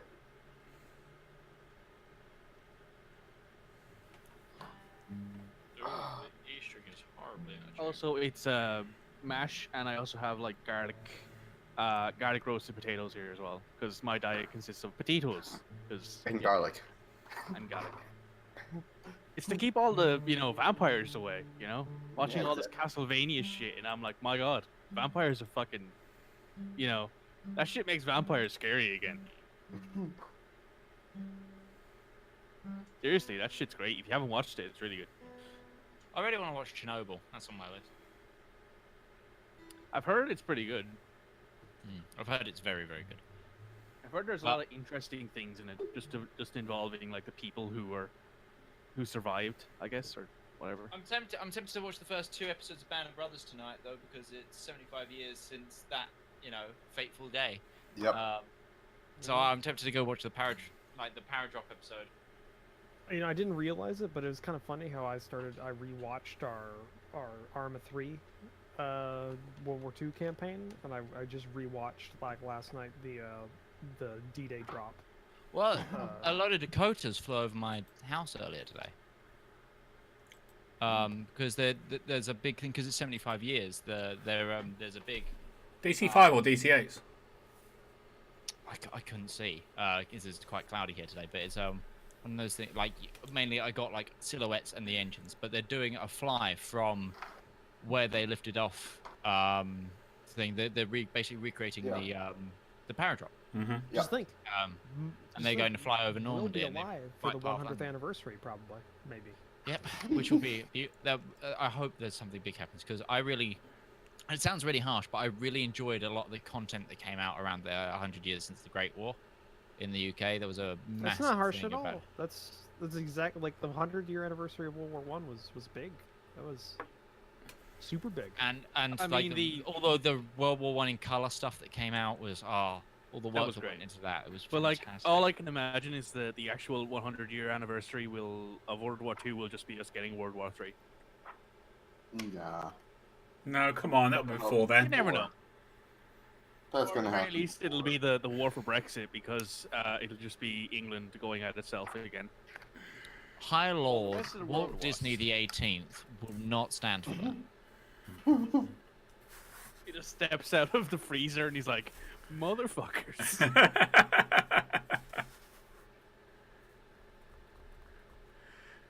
Broach, you're doing that contemplative stroke of your beard. Stop it. He's coming up with magic items, I think. Yeah. He's searching the Yeah. back of his stores. I Danny now just really have likes his like beard. an extra because I forgot to go. I grew check up for a my- reason, damn it. I've just had to add an extra name of known aliases to my name of known aliases, so I don't forget to use this one that I wrote down. Also, yes, I wrote what Cecil's name would actually look like in full in Draconic into the chat because I want to see what it would look like, and it's actually pretty cool how it looks. Yeah.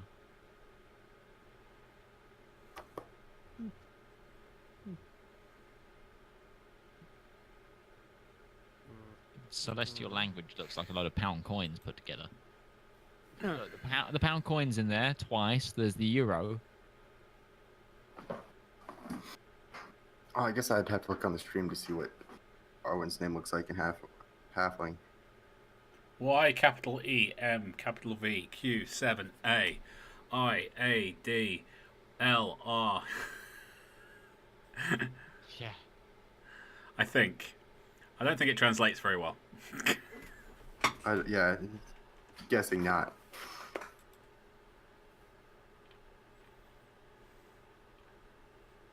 Right, are we ready to restart? Yeah. Happy dozy. All right. Don't ever make me say that again. Don't know what I said. Well, someone just pulls out a gun and holds it to Major's head. Say it again, bitch. Thank you. I will never say. So you asked her to go ahead and check the rest of her stock. Yes. See what she had in, Yes. in stock. Okay. She heads back, and after spending a couple of minutes back there, she comes back with a small list of items that she has that aren't directly in the front room. And she lists them off in order, like from cheapest to most expensive, up until your price limit of your trade-in. Yep. So she has some scrolls. So scroll of Eldritch Blast. Scroll of Eldritch Blast. Scroll of Blast. Friends. Scroll of Dancing Lights. Scroll of Fairy Fire. Scroll of Disguise Self. Scroll of Catapult. Scroll of Wrathful Smite. Scroll of Magic Missile. Scroll of Find Familiar. Scroll of Spider Climb. Scroll of Fly. Scroll of Vitriolic Sphere. And that's it for her scrolls. She also has quite a few health potions in the back, of standard health potions, a few potions of greater healing, and 2 potions of superior healing.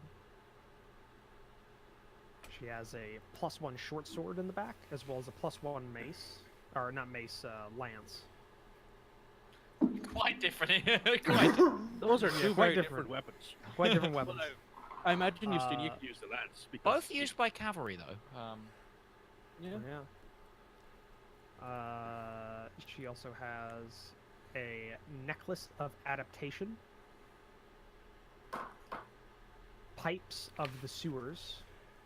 Oh, wow! Pipes of the Sewers. I just read about that one. That's the one where you get to control rats. Yep. Everyone knows only Hugo can control rats. A saddle of the cavalier.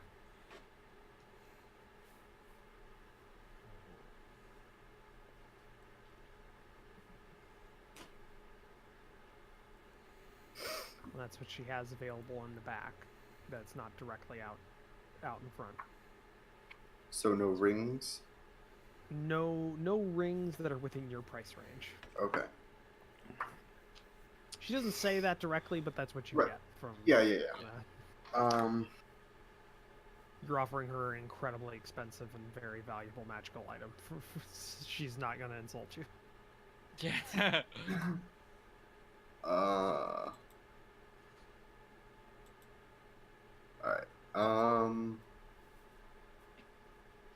Well, I don't think we want the scrolls.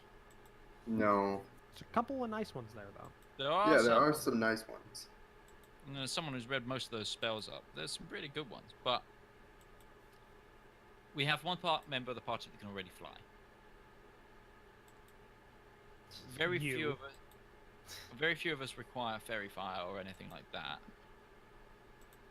Wrathful Smite is good if we come up against multiple creatures. I also missed one. Scroll of Zephyr's Strike. Oh, Not Zephyr's sure how that Strike, yeah. Zephyr's Strike.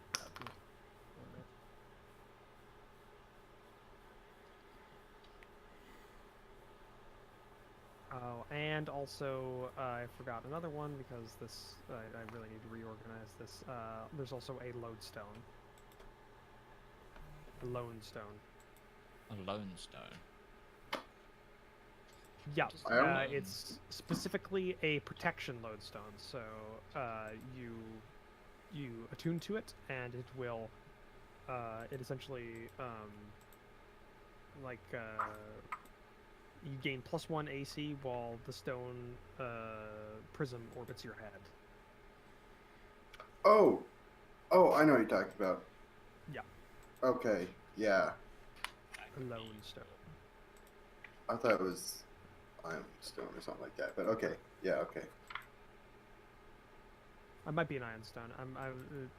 Depends on how I usually put the capital, but yeah, no, probably an iron stone. But it's an iron stone of protection, so it provides a +1 AC bonus. That could be very useful. That's kind of what we came to look for. Mm-hmm. And if you inquire, that is 1,200 gold pieces. Oh, so we've got room to maneuver with that one. Yes. Very good. Right. R1, what was on our list of things? We discussed. We discussed. So we discussed the +1 sickle, the as a potential item. The +1 short sword as well that was added to that list now. Yeah. Which would probably be yeah. better than the sickle, wouldn't it? They're relatively yes. the same, I'm pretty sure. No, a sickle does 1d. Okay. I think it's the difference between a D6 and a D8, I think. No, +1 sickle does. A normal sickle does 1d4, Okay. I believe. Why don't you two think about this, Yeah, discuss it amongst yourselves, and we'll go to the other two on their journey. So Rivallon and Sesh, you two find a weapons dealer in Gorgon. And what are you specifically looking for? I am looking for a bow that gives me +1 if I can, and Sesh is looking for a shield. Though I might look for something else. It depends on what I find here, and also depends on what roll I roll. All right. So you're looking for a bow. Yeah. That's a religion check. That's my own head. Don't worry about it. Okay. All right. For any, so just a +1 bow or a nice bow. Mm-hmm. From there. So okay. They've got one in stock. Specific item.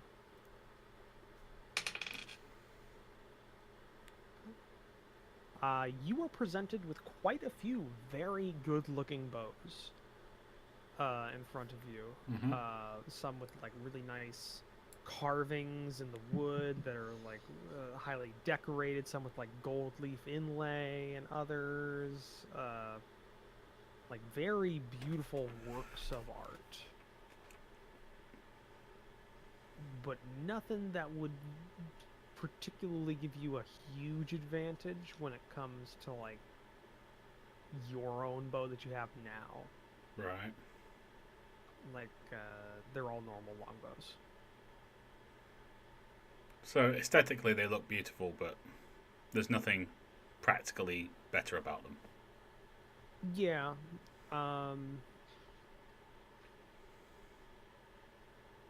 Make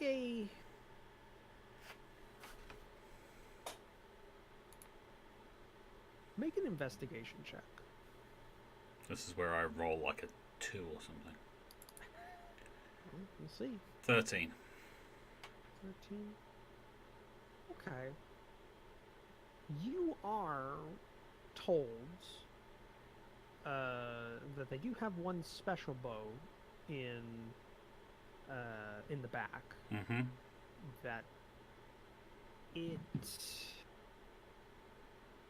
would cost quite a bit of money, and it wouldn't necessarily be able to damage or to do more, impart more damage on a target. But they were given this in a trade a couple of months back, and it does seem to be somewhat odd when they have used it hunting. When they tested it out, it seemed to give them some sort of sixth sense of danger when they wielded the bow. Okay, let's take a look. Okay. You're presented with a very mundane-looking bow. It actually looks more rough than the one you're currently using. But when you kind of, you pick it up and you kind of test the draw weight and the balance in your hands, it's balanced. It's sturdy. Feels a bit more sturdier than the one you're using, even though it doesn't look like it should. But you definitely feel something with this. Feels like you have a bit more awareness around you when you're holding it. So it gives me no other bonuses other than the fact it seems to give me more awareness. It'd be the equivalent of a longbow of warning. A longbow of warning is it warns you of danger. While the weapon is in your person, you have advantage on initiative rolls. In addition, you and any of your companions within 30 feet of you can't be surprised. Oh. Nice!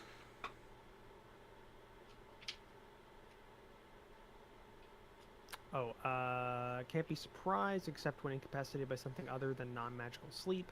The weapon magically awakens you and your companions within range if any of you are sleeping naturally when combat begins.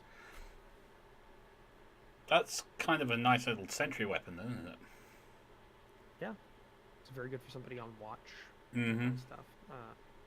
I hate you guys, you know that, right? Because I can't read a word of what your guys are saying.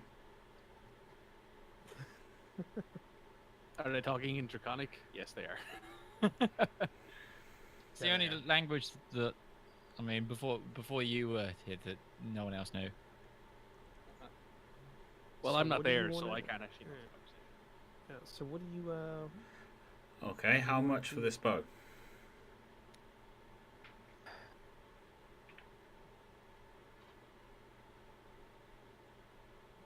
s-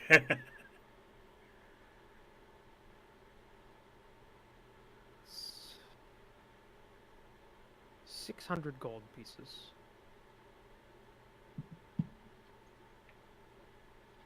Try again. Like a persuasion check. Where's persuasion again? There you go. Oh, hey, well done. Thank you. Bad. 15. 15. It was a natural 18. 600 gold pieces.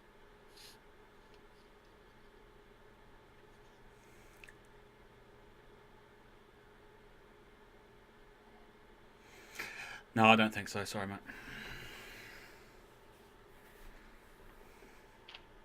Takes it back from you, and you feel the awareness of your surroundings kind of fade, and it's kind of weird, but it hasn't. And he props it back up in the back. 600. If you said 500, you've had it. Or 550 even, but 600, no. Anyway, I'm going to be trading in my bow with it, so. Did you didn't say that? No, I didn't. Well, okay. So, Sesh, what do you want to do? While, excuse me, while Rivallon was over there checking out the bows, I was over there looking at the shields and being distracted by all the throwing axes they have. Because I have 2 throwing axes because I like throwing axes. Right. So you're just looking for you're looking through shields right now. Yeah. Okay. If anyone will come over, all right, I don't know. Yeah, it's a well maintained shop. There's quite a few people to talk with. Of the shields they have, most of them are pretty standard. You know, wood and metal shields. You know, reinforced, that kind of stuff. They do have one really well-made, maintained shield available that has like a lot of designs on it and reinforcements across. It's like banding across it that makes it particularly hardy. So it'd be equivalent to a +1 shield. When if you acquire that one, would be 575 gold pieces. I don't think I have that actually. Even though I took all that gold off of Rivallon, I don't think I have that. No, I don't. Not close. How much was it? 575. I could haggle, but I don't think I have anything near that anyway. So, sir, you wouldn't have any silver weapons either, by chance? I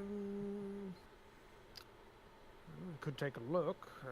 It's not a very common thing to do, but we might have a few spare in the back. If you have any silver maces, I will see about purchasing them. Goes in checks.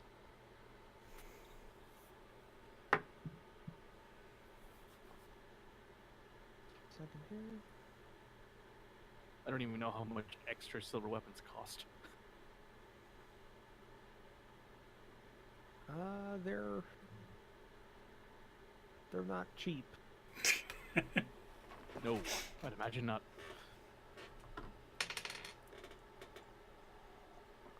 He brings out 3 weapons. We made these for an order, but they never got picked up. And what you see there is a short sword that is silvered, a bundle of arrows that are silvered, like all the heads are silvered. And you see a longsword that is silver. I will call, assuming Rivallon is finished with his conversation, I will call him over. Oh no, I'll be having another conversation with him in a minute. But yes, I'm coming over because Sesh is coming. Yeah.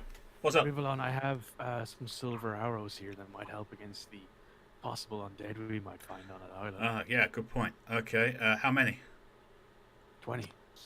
Yeah, it's a normal standard bundle. that you could Okay. buy. Standard Okay, and how much for the arrows?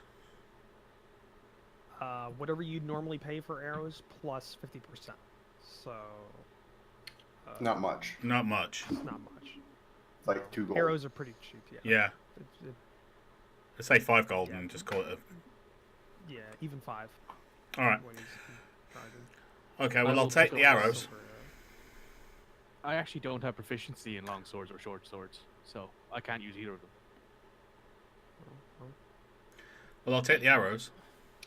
Yeah, I get special proficiency in warhammers, but otherwise I can only use light and non-martial weapons. well, no, that's you can still use it. You just don't get your proficiency bonus. yeah. I mean, that's why I carry a longsword and a freaking flail. Like I don't do it for the proficiency. I go with right. I'm out of spell slots. There's something right in front of me. Ah! Yeah. And one Just so you guys know, an arrow is a bundle of arrows is 1 gold. So it's Okay, 2 so- gold pieces for the. 2 gold. We'll say 5. We'll say 5 even, just for what it is. I thought it was already 2. So No, that's fine. Let's take... Oh, we said 5 and we agreed on 5, so I'll take that. yeah, we'll say 5. Because arrows are not expensive to silver, really. Like bulk those out. I imagine It's you more just dip them expensive. in molten silver, and that's basically all you need to do. It's more expensive for like weapons, like hardy weapon, like swords and axes and stuff. But yeah, a long sword. If you were gonna buy that silvered, that is. I'm just gonna double check here to make if they actually have one listed. I'll use that one, but they might not. Don't think they do. Yeah, I'm just gonna say it would be 30 gold pieces for a long sword. That's about right. Silvered. That's about right. Yeah. Yeah. And for a short sword, that's going to be what's a normal short sword cost. Short sword's 10. I'm going to say 20 gold pieces for a short sword. That's really So good, 50 considering altogether. it cost me 200 gold pieces in the last fucking campaign. dude. I'll take the short sword. I'll buy both. You're buying both? Oh, he's gone again. Gone again. Yeah, it was expensive as hell to get. I was going to get the shorts. Or silver knuckles. I was going to get the short sword for Arwen.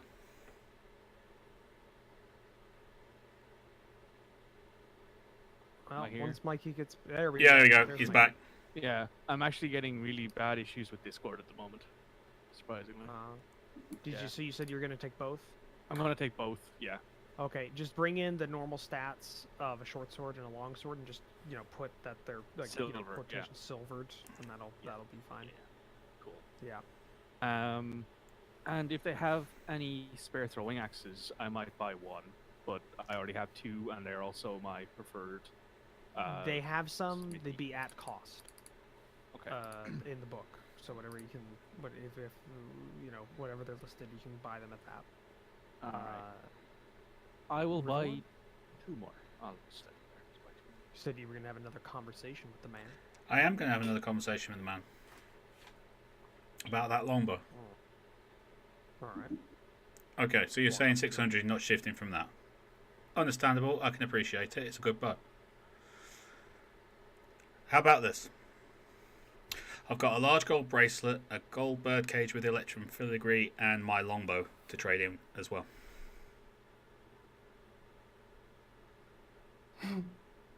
Make a persuasion check with advantage.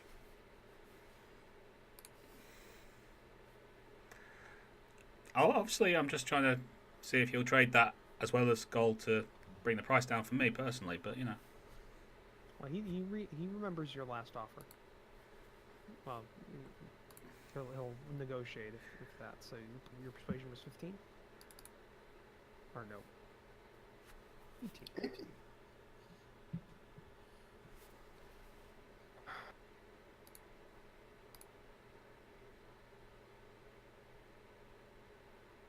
$525. With the gold bracelet and everything. It's not a lot of gold. Large gold bracelet. With the large gold bracelet? Yes, Yeah, it they're is. 250 gold each. We already established this. Yes. Well, that's his ability to see how much. All it's I'm worth. going to say is I'm taking 300 off the top, mate. That's all I want to do. We just rolled a natural one to see how much it's worth.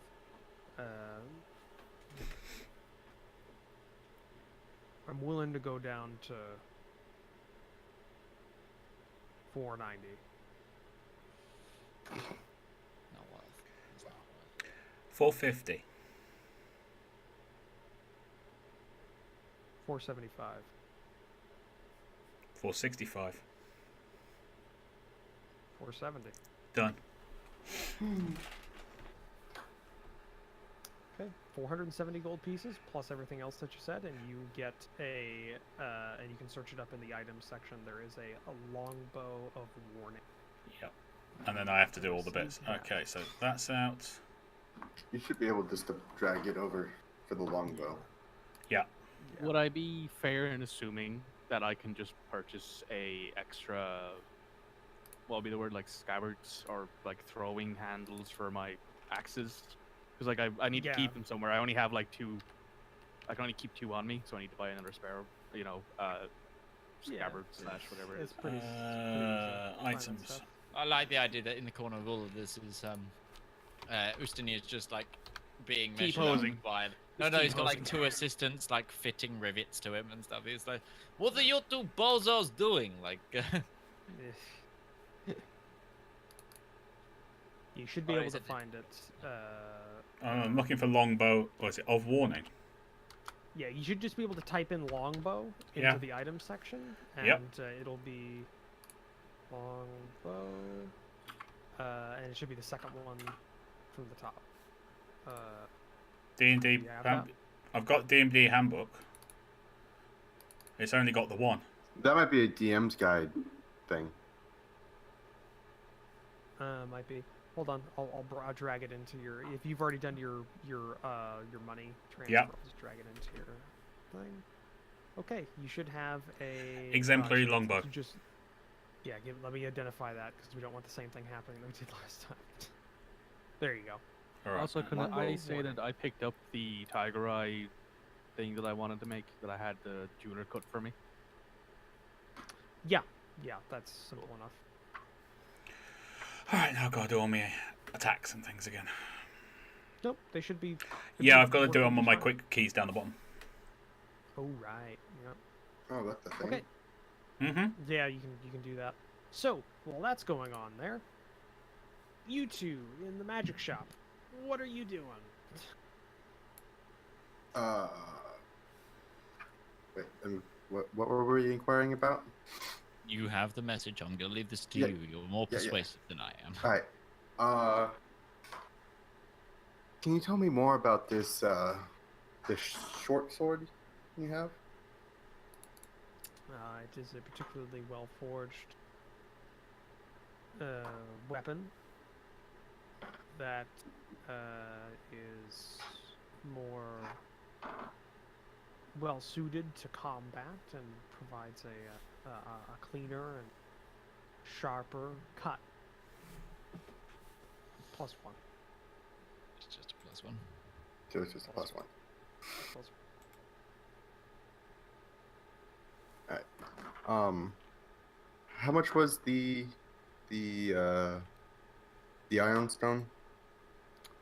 The Iron Stone of Protection is 1,200 gold pieces. Yeah.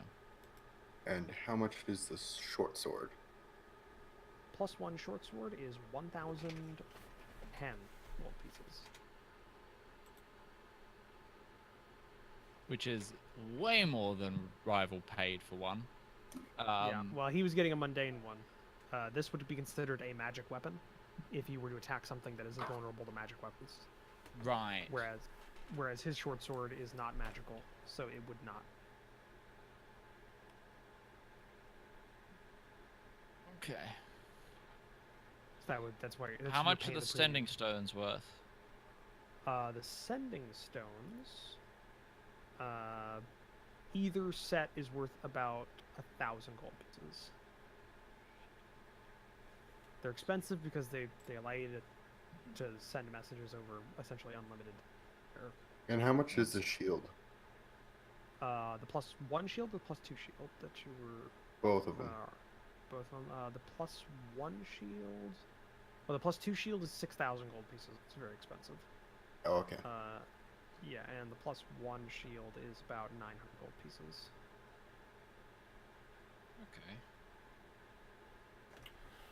Okay. Roach, Yee. you've got me at +6, so you haven't got my +2 proficiency on there. You should be +3 able to proficiency. Yeah, you should That's have something you +3. put in. That's something you should be able to put in. Modify that, How? like you did with your last bow. Is it the bonus? Yeah. There you go. Now you're at a +8. Thank you. I was sure it was too So- low. +6. I mean, yeah, that's what you already did, I think, wasn't it? Mm-hmm. Yeah, just standard. 2.5. It was worth. Yeah, 2.5. So Okay. basically, we could get 2 items out of them. Mm-hmm. You can get There the you you can get the Ioun stone would be the big item that you'd pick up, and then you can pick up a smaller item.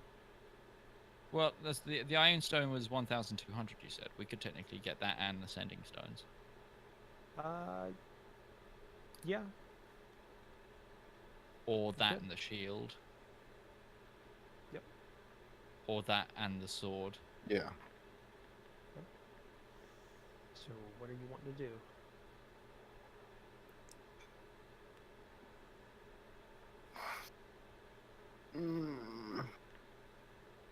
It's basically a choice of offense, defense, utility. Right. I'm thinking we go offense. So you think the +1 sword And the Iron Stone for me. Stone. Yeah. Okay. Okay. You get then if that's the case, then you can pick up and we'll you can have those and we'll call the difference even on Yeah. that because it's less than like 100 gold pieces. Yeah. Mhm. Or something like that. So you're not gonna be able to get anything else with that. Save So you us now the have tax. So you have an Ioun stone of protection Yoink. and a +1 short sword. Yeah. So we still haven't spent any money yet, is the thing. No, As well. no, you have no. That was all just trade that you just did. How much did you say the shield was worth? About 900 gold pieces for the +1. 900.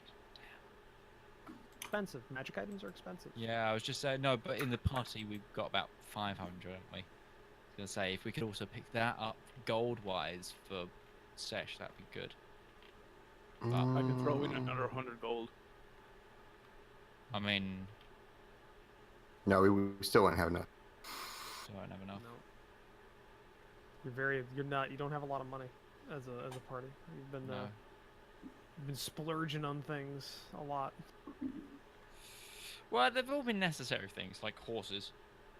Yeah, that's fair. Actually, that's a question. Can we bring our horses with us on these boats? I mean, it'd be big enough. Or do we just want to say we'll just pay, like Strumpets But we for don't know. boarding. We don't know how long we're gonna be gone. Yeah, Well, you could Trumpet's just prize drop 'em is on and fairly be like- large. So. I think horses might be good to have while exploring an island. So are Wait, you is just, +1 not in the items? you don't search the +1, you search the actual item base. So if you're looking for the short sword, type in short sword, and it'll be one of the ones listed. Should be, or maybe I'll have to do the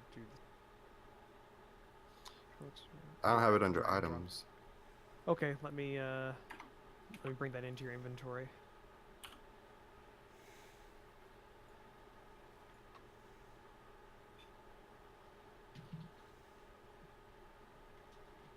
Fine, short sword is now a +1 short sword. Yeah, I need you to do the same with my magic item.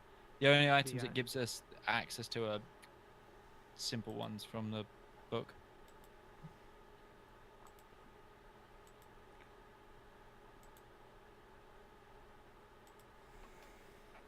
And that And the protection stone is for you? Yeah. Okay, Iron Stone of Protect.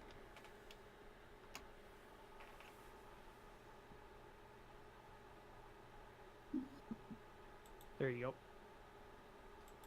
It's in Fab. your inventory now. So if you Yeah, if equipped it, Yeah, I have to click the throw it little in the air. bag. Yeah, if you click the little bag that's next to the red dragon, that'll in the inventory thing, and so that it says it's equipped, it should increase your AC by 1. It did not. Click it one time again. Already. Give me a sec, yeah.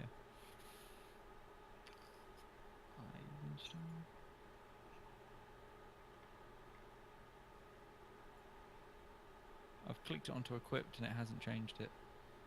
Wait a second here, let me just double check. Is it because for the Iron Stone, maybe it's because you need to use an action to equip it? Because I have to use an action to throw it in the air. Is it an action or a bonus action? I believe it's an action. I remember. Oh, after is reading it listed in your actions? Oh yeah, when you use an action to toss one of those stones. Yeah, maybe it's a short-term thing. Either way, we can keep track of it. That'd be a, Yeah, it's a I plus can ones. I can do that. Yeah. Okay, so It's fine. we spent a long time doing shopping things. So is there anything else anybody wants to do before you finish? I wanna fetch some general supplies, but I can just do that list book price, surely. Yeah. And I'm just gonna sell my short sword, my normal one. Okay. Sell it for. Because it's $20. It's 20 gold pieces for a normal short sword out of the box. So sell it for 10. Okay. You can sell it for 10 gold pieces. Okay, everybody good? Yeah. Mm-hmm. Got everything you wanted? All your stuff? All your Steve. All right. What do you all want to do now that you've done? You've all at this point you've met back up at your agreed upon location. Are you wanting to spend the rest of the night in the city before leaving, or are you gonna just? What are you doing? I think we just get to the ship. I'm gonna give Arwan the Silver sword. Silver sword. Okay. I think he's giving you the silver sword. Right. Okay. Silver short sword. Yeah. Because a long sword's pretty much as tall as you and be stupid. Unless you need to pole vote over something else, something like that. I mean, I have a long sword. For you, it's a longsword. She will pull out the silvered longsword in its scabbard and turn to Isaac and say, "Do you have anything you can use in melee against undead in case you need it?"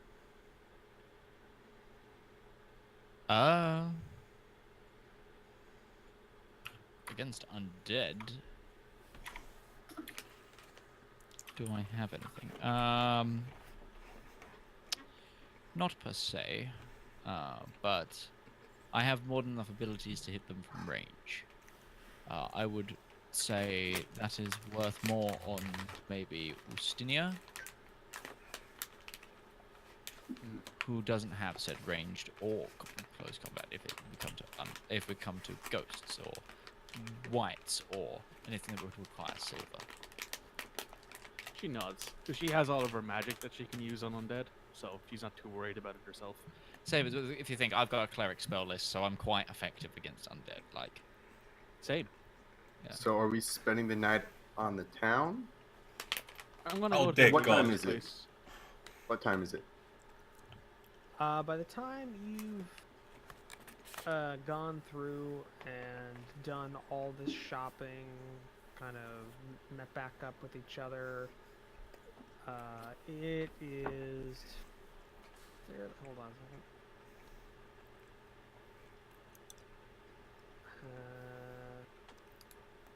Stuff together. Okay. It's probably like 2 in the no, 3 or 4 in the afternoon. It's getting close to night. I'm gonna go to that really nice bathhouse because I deserve a treat before we go off and possibly have to kill undead. Bathhouse or perform. Oh god. I'm gonna go to the temple. Okay. I'm going to wander into the armorer's place, the place to get armor from. Right. Yeah, that's where where we we're are. standing? That's where Yeah, we are. you guys are going away. I'm just going to wander into there, see what they've got, if I can find anything. I say, well, if we say we meet at the boat at dawn, then we will have free reign to do whatever we want. And Okay. I will say whatever you want to do for that time, you can. So, Isaac, you can spend your time at the temple praying and everything. R1, you can make a performance check to see how well you do with your time. Sesh, you spend 10 gold pieces on a fairly nice bath experience. Rivallon, you don't find anything too particularly special at the armors section. Like it's all mundane. No, there's no magic items or anything. Nothing that would be an upgrade on my studded leather. So.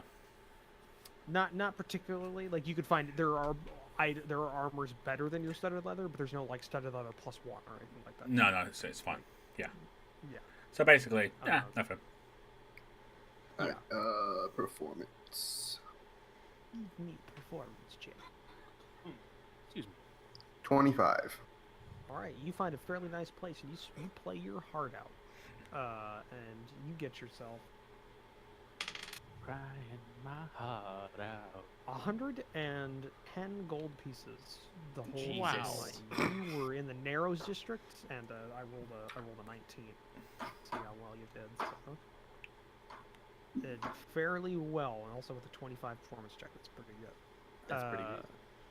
Yeah. So you make back quite a bit of money.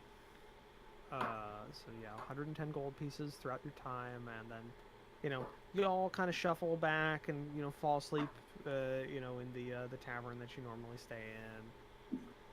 That you've been staying in since you arrived in Gorgon. Yeah. The shittiest, most run-down place. I mean, hey, it's homely. Available. Yeah. But you all meet back at dawn in front of the Strumpet's Cry on the dock.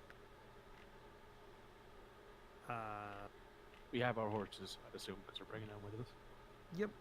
You have your horses. You bring them And up on Barry. the gangplank. And Barry. You up on the gangplank, and they're taken by the crew and are loaded down into the hold, where there is room for horses to be held. And as you ride, you are welcomed by the captain. She welcomes you aboard and then gives the order to cast off, and you start seeing the crew do so. we brought our horses on board, just making sure. Yes. Yes. Yes, that was Just said that. Just said that. You Sorry, need to tune in here. My God, Sorry, I'm just making sure I've still got supplies and half listening. Right. But yes, you have your horses, and you begin to cast off, and you start seeing the shape and structures of Gorgon getting smaller and smaller as the Strumpet's Cry goes further and further out to sea. Technically the first time you've been away from Gorgon proper since going to deal with the Aquilon, which was quite the endeavor. But yeah, you're all standing on deck as you see it fade away in the distance. I go make myself useful. Okay. It's not a huge lot for you to do. Like there's a fairly good crew. It's not like understaffed or anything like that. They're all doing their stuff, getting things getting things done and working on things, cleaning the ship, scrubbing, all this kind of stuff. There's not a lot of open positions to work at. You're kind of actually, a lot of you just feel kind of awkwardly useless in a lot of ways. But you do notice that the first mate is standing on the raised deck in the back of the ship and looking down at you, and he again, he's just watching you. R1 pulls out the bagpipes and starts with a C sound. No! I don't have my bagpipes anymore. I don't know what happened to them. Yeah. So, what would you all like to do with your time on board the ship? It is early in the morning still, but you are. I'm gonna split my time between working on my book and practicing with my swords, coming up with a performance with them, juggling, and all that. And watch him lose his fingers. Okay. All right. You do that. Anything else anybody wants to do with their time? I want to continue my carvings. Carvings. Okay, you find a nice little spot. Get like a barrel. There's like a little like half barrel or like small keg barrel that you're just sitting on and just kind of whittling. Want to actually try and go for a proper design this time. Okay. What are you trying to design? I'm gonna try and design one with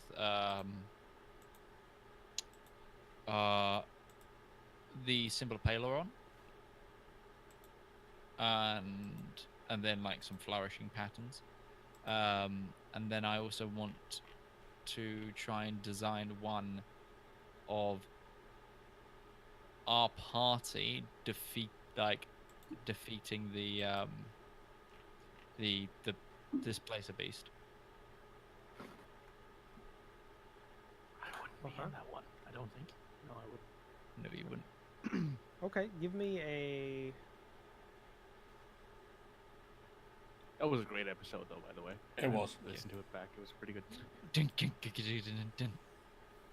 me a. Give me a dexterity check. It's flat dexed.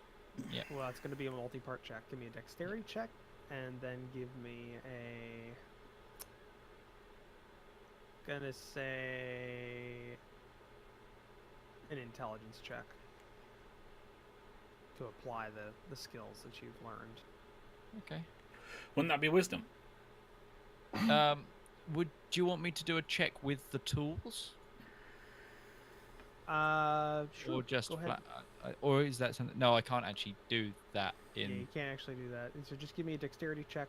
That no should worries. give you everything you need. 14, and you wanted an intelligence. 16. Oh, nice. Okay, but you're able to recall the events pretty well, and you're able to get a lot of details. So it's somewhat hindered by kind of some trouble you're having working with the wood and not getting the wood, the claw. or the claw. The You're not getting claw. it as detailed as you'd like with the current, like you're not as dexterous Yeah. to get it, but I mean it looks fairly nice. You can tell what's going on. And that's what's important. So yeah, it looks fairly nice with the amount of time you spent on it. Cool. So they're two. What would you class them in terms of? If I had to put something. Five gold piece claw artwork. So okay, so I'm kind of doing this in good and bad because I've got the basic ones, and these are good. You'd say Moderate. moderate. The average. Is average. What would Rivallon like to do with his time? Rivallon is getting used to the grip of his bow and how it draws and things like that.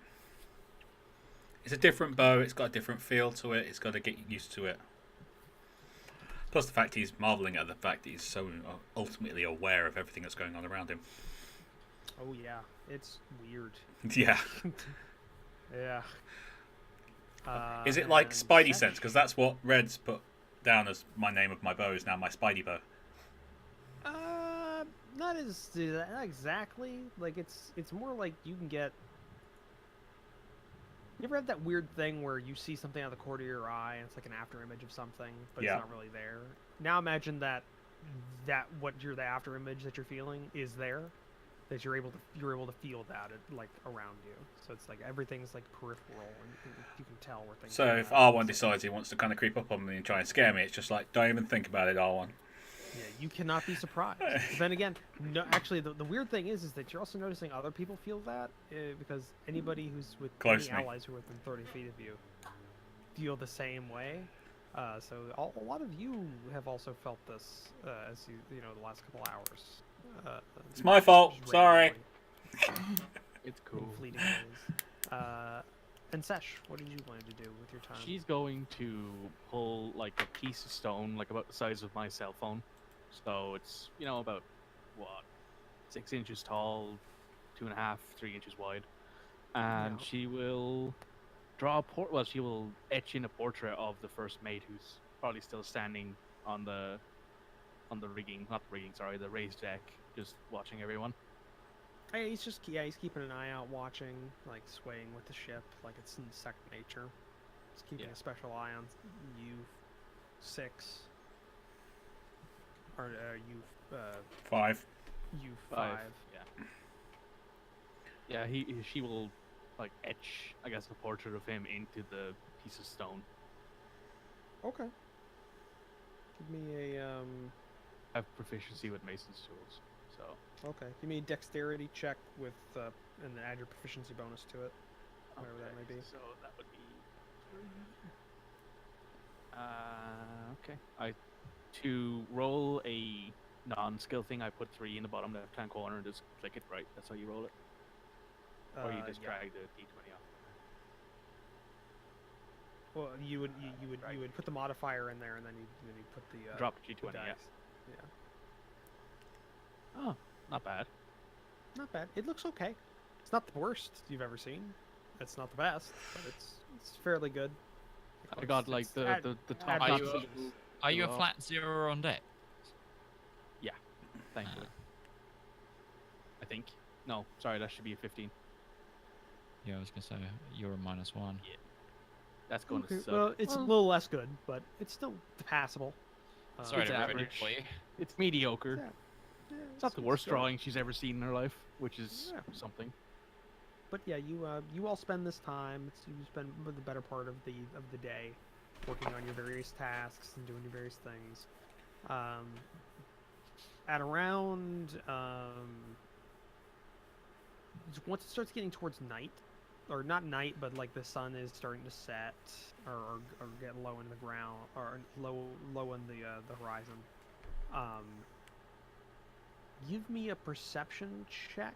I'm gonna say, since you all need light for what you're doing, Sesh and I Isaac. can see in the dark. I got dark vision. Yeah, but you're still working. You're still working with. No, I'm saying you're working on something, so you needed some light to work on. You're not going to be down in the bottom of the deck working by candlelight doing your carving.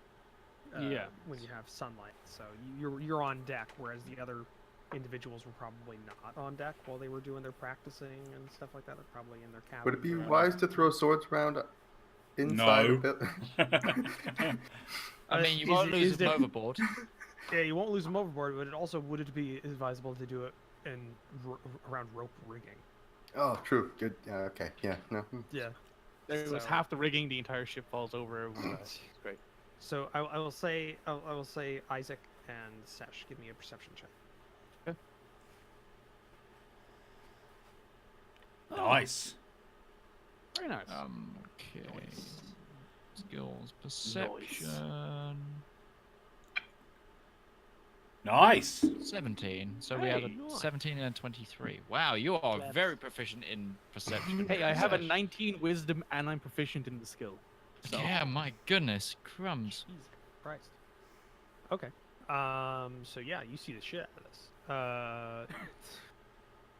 that phrase. Like, yeah, you're off to the side and like the back, like you're not like in the middle of the open deck. Kind of. If the sun was still like in the noon, you'd have been in like shade, working on your stuff.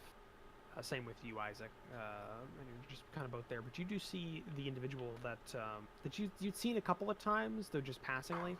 But the individual that you initially talked to, who was advising and guiding the work crew while they were at dock, this individual with the symbol of Imlator on his chest armor, kind of comes up from below deck and goes to the front of the ship, and he's far enough away because the ship's large enough that you're not able to hear anything, and he's definitely there to be alone in front of the ship. But you see him like lay out a mat, like it's like a rolled up kind of thin rug or mat, kind of down, and you see him get down onto his knees, and he starts like you can see his mouth muttering and praying. And after about 10-15 minutes of that, you start seeing like a bluish hue on all of the chains that are affixed to his limbs, or all of the shackles that are affixed to his limbs, and you can start seeing like these weird ethereal blue chains connecting all of them. What time of day did you say this was? It's getting towards night. Like it's the sun's maybe about 20 minutes before it goes. So it's about to be last light. So when I'd start praying as well. Yeah, and okay, that's one of the other reasons why you'd probably be up there. But he's I'm gonna go by himself, and he's just like muttering. Is there room to go next to him, or is it not really? Yeah, you can probably squeeze in next to him. He's a tall person. He's not a big person. So I'm a tall person as well. If there isn't, I'll sit just slightly behind him and start my own prayers. Yeah. Give me another perception check.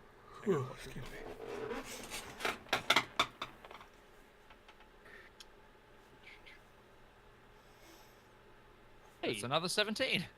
Wow, nice. Consistent. For a change. While you're going about your prayers, you catch like bits and pieces of what he's saying, and it's very low, and some of it's not in common,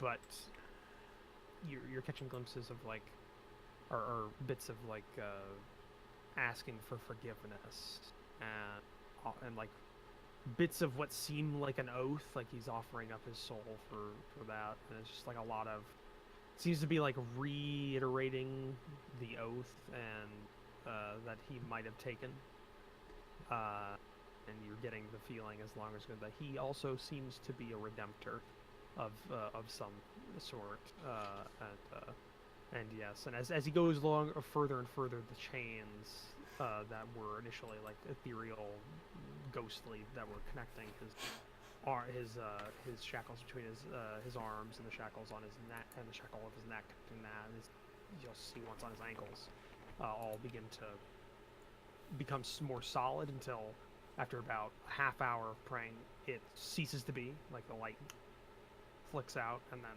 the shackles are no longer connected. Takes a breath, gets up and rolls up the mat. And what is it you did that required you to become a redemptor?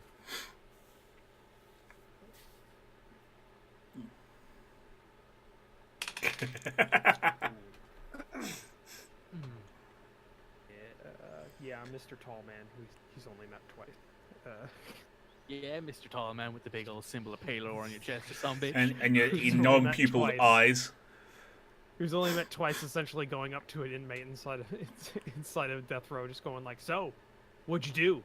Just like, he hasn't I killed a spoken man. to me once. I wasn't there the first time. He spoke to me. oh, that's right. Yeah, so he's never met you once. He just came on the ship. This is how I'm striking up my conversation with him. Yeah. That's a weird way to start a conversation.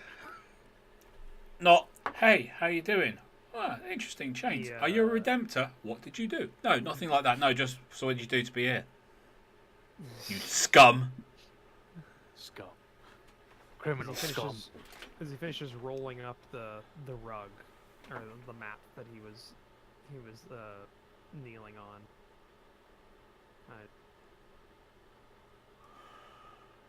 A lot of. And he just kind of walks back away from you, and then back down into the hole. I commend your path to change. As he walks away, I say that. And you are left alone. Well, not alone. Sesh is still there. I give the fellow a reassuring smile, as if to say, you know, I know Isaac's a bit of a curious fella, because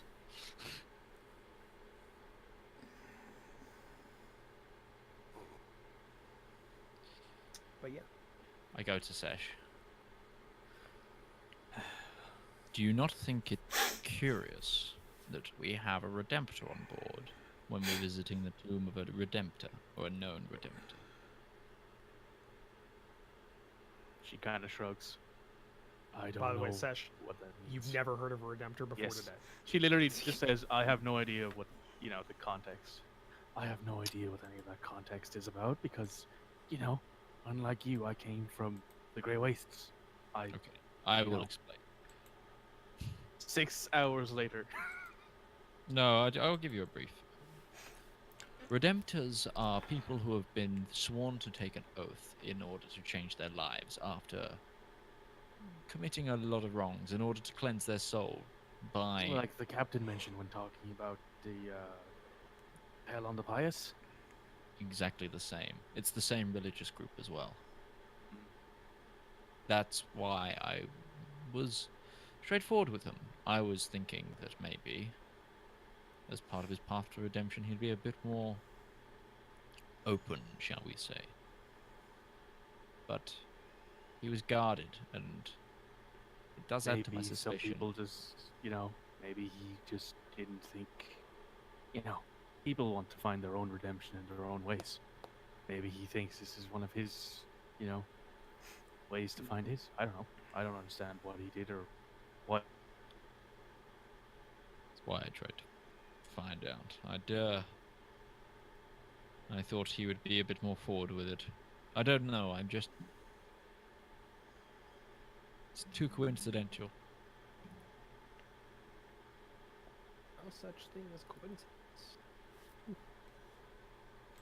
And with that, Isaac goes inside to, I'm guessing, the sleeping area. You've actually all been invited to join the captain for evening meal Oh, then that, I will go to that. as a group. You're muted, Chris. Sounds like a good idea. Well, so you're all invited, and there's a small like captain's galley below deck, and in there you are greeted by Sedna, who is wearing the same thing you saw her wear before. She's wearing, it's a lot of grays, blacks, and browns that she's wearing, and she's sitting at the head of the table, and there seems to be a bit of a spread of kind of basic food around for everyone, and there's enough room and seating for the party, as well as her first mate, who is sitting to her left. Have I finished my drawing by this stage? Of The first mate. Yeah. Oh yeah, you would have finished it at some point. Okay. She will first of all say, "Thank you for the invitation to dinner tonight, Captain. It looks lovely." What kind of guest would I? What kind of host would I be if I did not invite to a evening? Well, Still, it's a pretty. And she will sit down and hand the first mate the piece of stone with his drawing on it. You just like put it in front of him and just like. Yep, just hand it to him. Just casually hand it to him, just like it's not anything different to her. It's like the little girl giving the flower to Frankenstein's monster. Just. I mean, we're about the same size, so it'd be like Frankenstein's wife handing Frankenstein the flower. It's true. Takes it. Puts it down. You're getting the feeling he doesn't like you people. Yeah. You actually haven't heard him talk. Could I make an insight check to see if, how deep-rooted this hatred might be? Or dislike, or disdain, whatever kind of D word you want there. Sure, go ahead. Can I ask a question, dear? How much D are we talking here? A whole lot of D. I mean, he's a half-orc, so. But he seems to really not just like you people, like you five. He does not like you. That's what you're getting. We're not sailors, I'm guessing. Or something. You That's myself for now. You haven't heard him speak since you arrived. Like that little scoff and was the first indications of a voice that you've heard from him. That he's not mute. He's actually just. Yeah. Does anybody speak Orcish? I don't. I believe I do. Wow. Yep. How stereotypically elvish. The elf speaks Orcish. Bite me. Maybe. Only if you are into that. Given the fact I speak Orcish and no one else does, I'm not going to help now. Our face goes red when the Dragonborn mentioned kinky biting. I was out of character. Okay. Okay. I do try to put the voice on when I can. Yeah. I had also invited you here for a bit of a selfish reason. I thought it would be best to share our upcoming journey in more detail, away from some of the rest of the crew. They're not particularly happy with my decision to include you on this. Would your first mate be one of those? Bonla is loyal. I've no doubt. He does not trust easily. That's understandable. Isn't that right? Yes, Captain.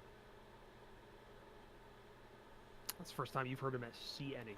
This is the first time you've heard him talk at all. It's a very low and soft, actually. Somewhat odd for essentially this slab of muscle that you've seen. You took an orc-shaped wall, essentially. Yeah, essentially.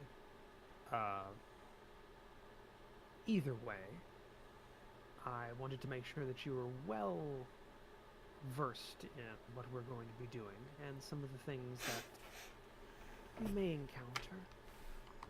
I've spent quite a few months preparing for this mission to make sure I was not surprised by anything we find.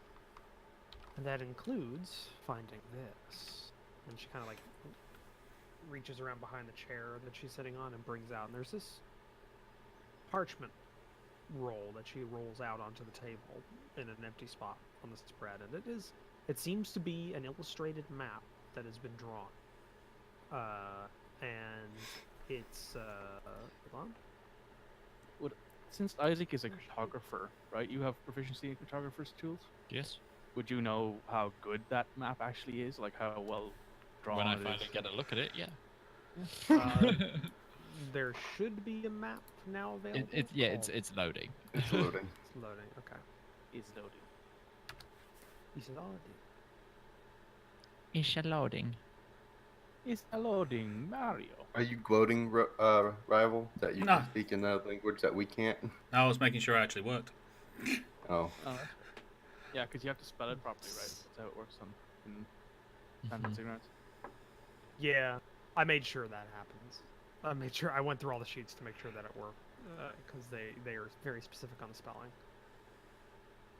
I wish you could make your own though, because I know Yeah, because of Utesian and things. Yeah, Utari has Utesian, and I would love it. I would love to have To Utesian program be in like your that. own Yeah. words and stuff. You Yeah. just put in like That'd be Mongolian script somehow.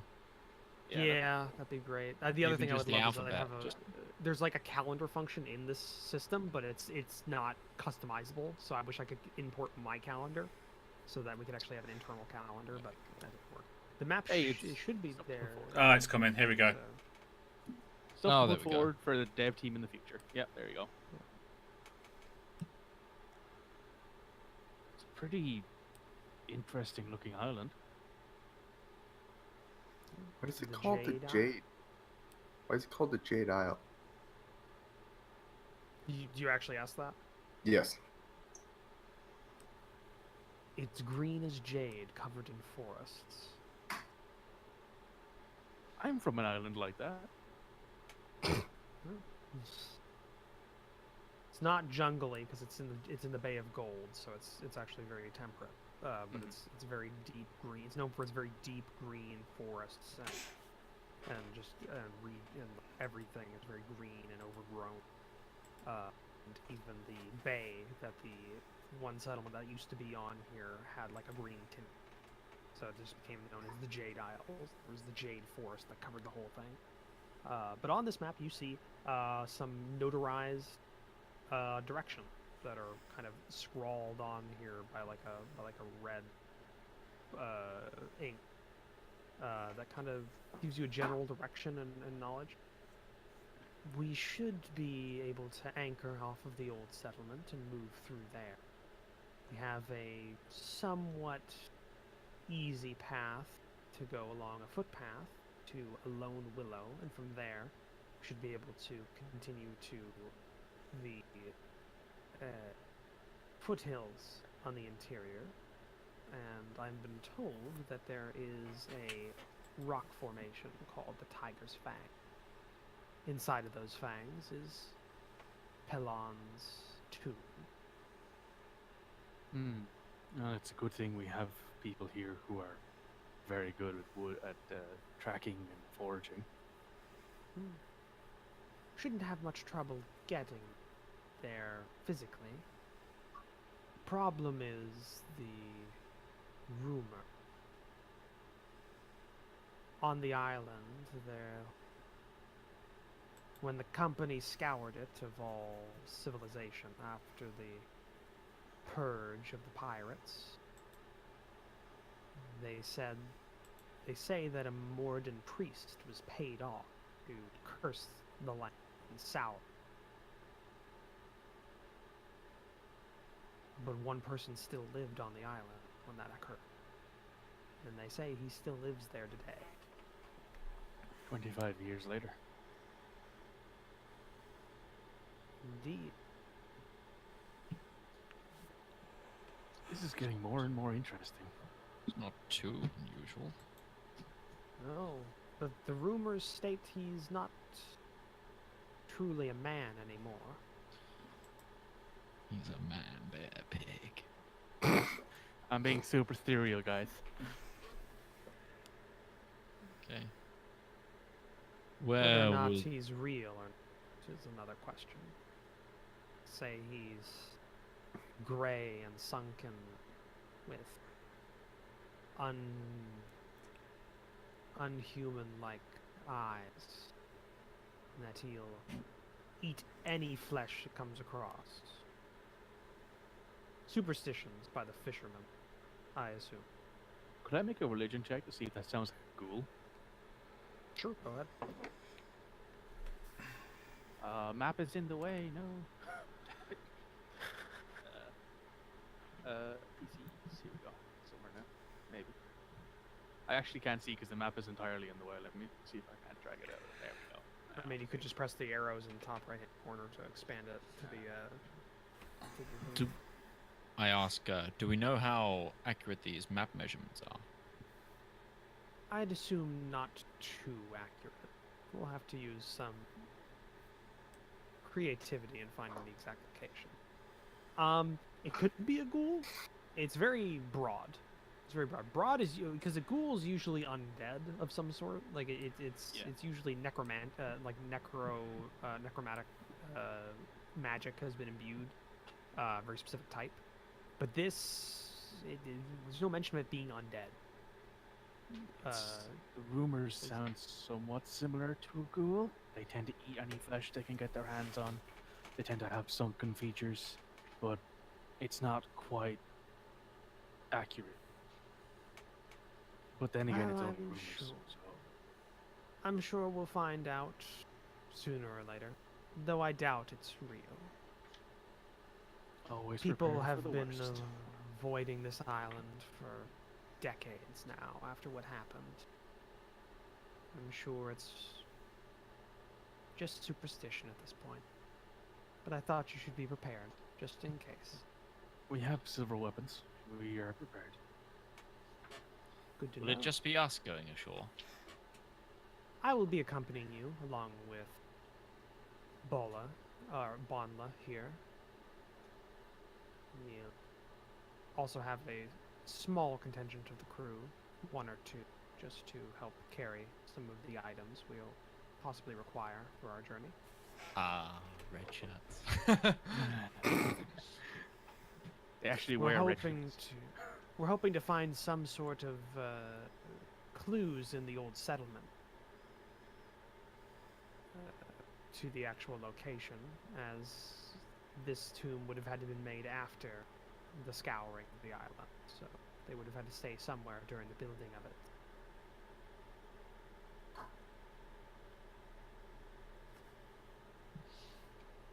What happened to the Pius's ship after he died? Pius didn't sail a ship for the later part of his life. Pelon was obsessed with balancing his soul, they say, in the end. It's odd. The Redemptors League, the individuals who govern the Redemptors as a whole, judged him worthy of balance years before his death, but he refused it in the end and continued to strive for balance. The Redemptor you have on board, will he be coming with us? Trendle? I believe so. How long's he been with you? Almost a year now.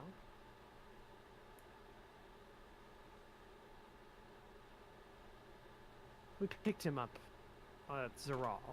He had been drifting for a while. Bit of a stick in the mud, but loyal.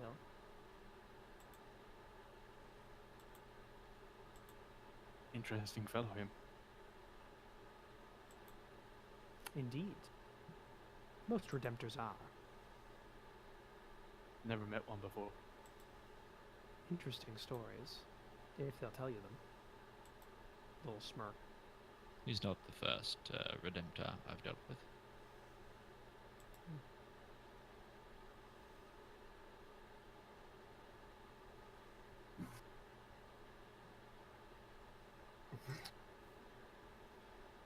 Alright. Is there anything else you'd like to ask during this meal? Specific? No? Nothing I can Okay. think of. No, I'm going to keep my ability to translate orc quiet. Okay. But I think that's actually going to be the end of this session, isn't it? 'Cause we're 25 at minutes. We got 30 minutes. 30 minutes? About Yeah, we 25, finished on the 30 hour. minutes. On Yeah, the You hour. do this Damn every it, I week. keep missing You that. do this every week. I do Start on that. the Damn it, half, Roach. end on the hour. Yeah. Well, I keep thinking 3 hours, not 3.5 hours. Yeah. Okay.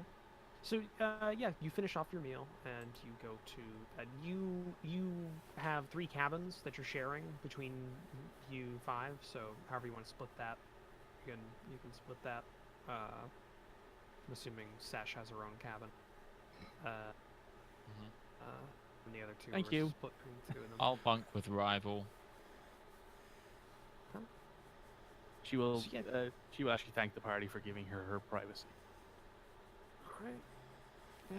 So you get through the day and start anew with a brand new day, and just like the last one you were it's been a while since you've been out on the sea for most of you, just kind of ocean, and it's the Bay of Gold, so it's actually somewhat calm. And there's not a lot of there's some wind enough to get you going. There's like a general trade wind that you're going through with, but it is it's steady. There's not a lot of waves. Pretty just general calm. Pretty chill. It's one of the reasons why the Bay of Gold is so heavily trafficked, because it is an easy ocean going route between here and Iron Bay to the south. But you are informed by Captain Sedna that some point this afternoon you should be arriving on the Jade Isles. They're not too far off the coast. They're just a little short jaunt, but it'll take a while to find the tomb, she believes.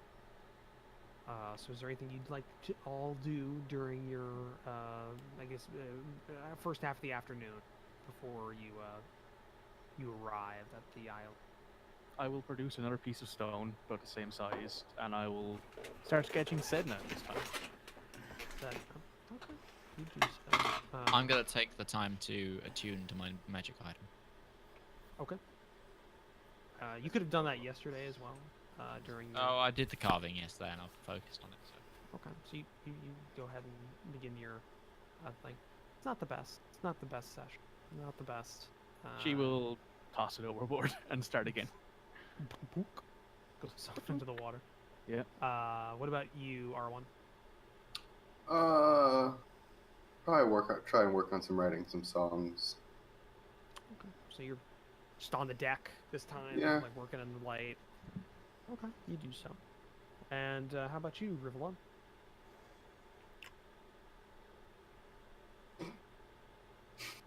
He's doing a whole lot of drugs. No, I'm not. You can't tell me I'm doing a lot of drugs, you two-headed snake. He's being. No, I'm just chilling. Just chilling? Alright, just chilling watching people work because you don't have anything to do? Yeah, maybe kind of sit down, kind of meditate a little bit. I'm also going to take some time to try and get to know some of the crew. Okay. I'll basically be sitting off to one side, kind of listening into the general conversation, seeing if I can pick anything up, that kind of thing.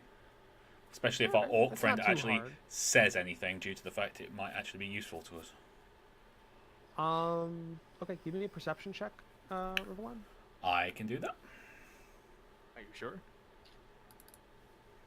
He's very perceptive, normally. It's the sea, No, it's no. moving. Roll the 5 plus. And 4, I'm so also kind of still getting used to my super duper spidey senses. yeah. Which, although do make you more aware of things, doesn't make you hear any better. Specifically. Yes, but hearing aid. it's overloading my senses at the moment. It's not a hearing aid, essentially. Yeah. Barry on board as well, don't forget. Yeah. Isaac, during your time, you try and get to know some of the crew, but you notice they're very standoffish towards you. Not as much as Bonla, the first mate, but they don't seem to like the fact that this party has been hired. You get the feeling that maybe they don't like the fact that the captain didn't trust them enough to do this job. That she needed to go outside to hire like some new blood for this. So you don't get a lot of conversations, like kind of like a little bit. Oh hi, how are you? I gotta get to work. You know, just immediately like goes off to the side. Not a lot of. It's. I didn't catch any names. Not really. So far, like the general, like you got a couple. Like there's a Wallace who's one of the cooks down below, and you just mostly you catch that because you heard like two of the tabaxi complaining about how Wallace overspices the meat for dinner all the time, or you know just to cover up. They claim it's to cover up bad meat. So he puts too much salt on it because it's grain. It's not good anymore, like that kind of stuff. So you get Wallace. There's a couple of tabaxi that are just talking. There's a human that seems to be in charge of a good number of the crew. Like he may be third in command or something like that. And he's just kind of going by. You do again see the Redemptor. He seems to be of a position of authority in some way. In a lot of ways, he like under his breath. He doesn't. That's the thing. It's unlike what you stereotypically know about ships. It's very quiet. Like there's not a lot of rambunctiousness or like loudness and everything like that. Everybody's like low talking. There's just like very kind of reserved. Do I deduct that might be because we're on board? Yeah, I'm gonna say you do. I'm gonna say you do. I'm gonna say you don't need to make a roll for that. That's pretty obvious. Yeah. Isaac may not have the best social graces, but that one's pretty easy to spot. Pretty low, but you do see, and who you now know, his name is Trindle, who is the Redemptor. He gives an order or two. I want to go apologize to Trindle. Okay, this is where he just throws you off the boat. Just I'm gonna go over to him and say, I just want to point out, because I don't know if I explained it right. I just want to point out, essentially the Redemptor thing, the oath, is for like somebody who has been given a sentence that is really bad, and they decide to, instead of taking on that sentence, take an oath of redemption. Yeah, it's like, so that's equivalent to like being sent to Australia. No, actually worse. Like this is the equivalent of like for this it'd be like like this man killed 7 people. You can either die or become a Redemptor. Like there's only 2 options here. You can either die or you can attempt to atone for the rest of your known life. That's kind of like why Isaac is naturally a little bit repentive for being a dick. There's somebody like the Redemptors. There's no somebody like, oh, I evaded taxes. It's I mean, it depends on where you come from, I guess. If you're an American, I guess so. I know. Yeah. Okay. The IRS send the FBI in to kick your door down. So how do you go about apologizing to Trindle? I am just going to say, I'm going to go up to him, be quite forward. Okay. He's in the middle of like talking to one of the to a. I'm gonna wait for him to finish his. There's like a half elf that he's talking with, and you can hear just under like low under the breath. Yeah, just make sure you move the new gear to the forward hold. We get to chat later tonight before you bunk up, and it's just like kind of like small thing. He's just reminding them. It's like you get the sense he's just reminding him to do something that he forgot to do last time. Okay. When he gets done and he turns on, he sees you. May I help you? Trindle, I just wanted to apologize for being intrusive yesterday evening.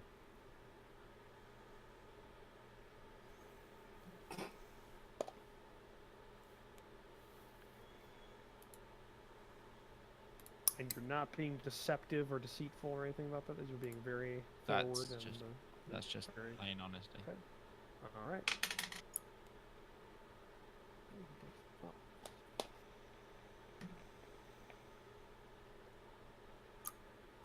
Thank you for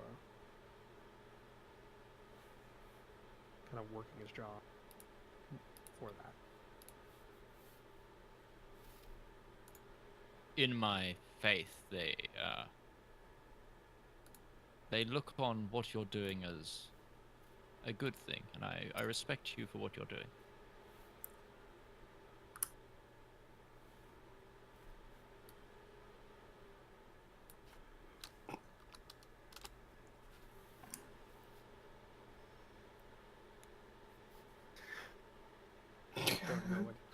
I don't know if Roach is searching to try and find what he'd say, or if the character I'm is trying to figure out what he'd say.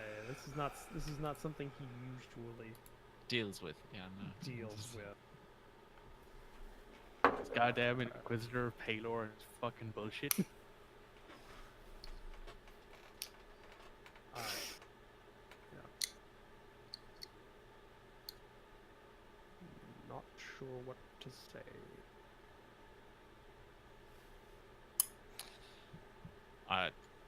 You don't need to say anything. I just wanted you to know that I respect your path of atonement. And with that, I'm gonna walk away. That was a very nice picture, Mikey. I have no idea what it means. Out! Take a look at all the text on my screen. It's all Just fucked. trying Because to I'm having psych out the criminal. graphics issues. Oh, okay, fair enough. I was wondering. I just thought it was me Having a lot looking of at the side graphical going. card issues. I'm having a lot of graphical card issues at the moment, so like He is. all of my text. All of his text on his Discord is like in some kind of foreign or alien language. Oh wow, that's cool. Yeah. Oh. Maybe it's Uteshi. Okay. Is there anything else any of you would like to do during your time, or just kind of, or actually, you've already said what you'd like to do during that time. So, okay, you finish that off, and it does get to midday, it's noon, and you see on the horizon land. It's fairly, yes, rival. He was doing the stereotypical salute or sailor thing. No, I see land. Land ho! Land ho! Do you know that Christopher Columbus promised a reward for the first man to spot land, and then completely screwed the guy out of his reward, claiming he was the first one to spot land? Of course he did. Yeah, well, of course he did. It's Christopher Columbus. He's a horrible person. He's an absolute. He was an evil genocidal SOB. madman. Yeah. I knew what you mean, smallpox blanket. Not even that. Not even that. He killed the the whole almost the majority of the population of Hispania. Like, like I don't even know how short amount of time. It was, 2 years, I think it was. Yeah. It was fucking. Either way, you see land, and oddly enough, unlike the name, the Bay of Gold is very blue. Like it is. You surprise me. Yeah. No, it's like you ever seen Very the Mediterranean kind of thing. Yeah, I was gonna say, you ever seen the Mediterranean color of water compared to the Atlantic? No, the Atlantic is brown. Yeah. Oh, what we see of it anyway. This is very This is very clear blue, Mediterranean water that the Bay of Gold is. I love the Mediterranean. Yeah, so that's what you've been sailing on, and very contrast, a huge contrast off in the distance. You see this very big island that is just upsettingly green. There's no other color there. You ever seen some of those Pacific islands that are just covered in thick moss or thick vegetation? It's almost, you can't see dirt. There's no other color. It's just green. You just see that it's overrun with vegetation off in the distance, and you start seeing the crew starts getting a little bit more lively. You start hearing more talking. It's very actually kind of jarring just hearing some people talk at a normal volume instead of hushed tones. It's it's a lot of sailor talk, just getting things together, shoring up sails, making sure the boats for the trip between the ship and the land itself are ready, and yeah, it takes you about another half hour before you are close enough that the captain, Bonla, Trindle, and a crew member board one of the boats, and there is another boat on the opposite side of the ship that Sedna says you should use this boat. We'll go in together. We'll go first and follow us in. No way we're getting horses on those. No. We are going on foot, gents. Once we and lady. Thank you. Guys, once we know it's been so long since ships have sailed in this bay. If we can figure out if the Strumpet's Cry can actually get closer, we could maybe dock and offload the horses, but it'll take some time. no worries. I'd rather set up a perimeter in the old settlement first. Make sure everything is good. I'm assuming Justini and I will be rowing the rowboat. Like the two strongest ones start like a motorboat, just speeds Meow. So yeah, you were lowered into the ocean and you were following the other individual in, and it's eerie. Like, unlike most islands that you would expect this kind of look to be, this isn't jungle. This is temperate forest, but this is overgrown temperate forest. You even see like willows with like long, like with their their foliage hanging down. For like one of them, you see like that's kind of hanging off one of the cliff edges. This like willow tree that's really big, and it's got like maybe like 70-foot long foliage streak like that. And it's been here for centuries at this point, but it's like nobody's touched this place for decades. And When did that? everybody make a perception check.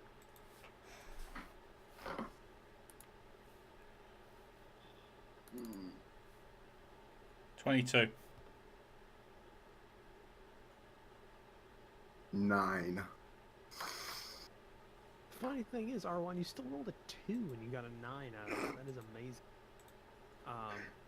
Yeah, R1 and I have the exact same bonus, and I rolled, but it hasn't come up yet for some reason.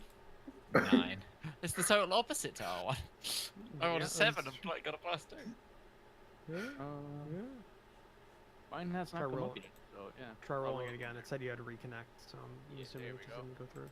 I rolled like way better the first time. Sad.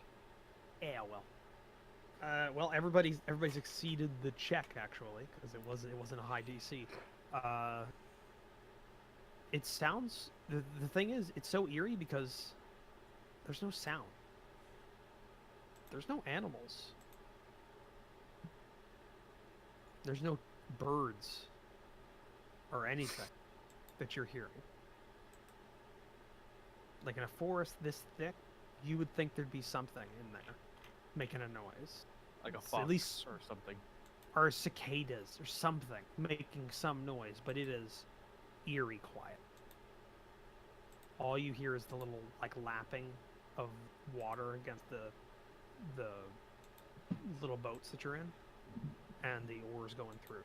That's all you're hearing as you go through here, and you're within like 20 feet of the shore, or like that's above you as you go through. But you come across, you kind of just wiggle through this like narrow gap, and you see on the side of the hill maybe 30 buildings arrayed along an old rotted out dock that's half in the water, and the half that isn't in the water is blackened, charred, like it's been burned. And most of the buildings you can see look like they've been burned as well, a long time ago. And the forest has come to reclaim it in most places. But again, there's just nothing here. It's almost like the whole island is dead, but for the tree. That priest sure did his job. And you keep going until you get to the edge of the shore. And Sedna, Bonla, and Trindle, along with the other crewmen, have get up on the shore first. And they've like pulled their boat up.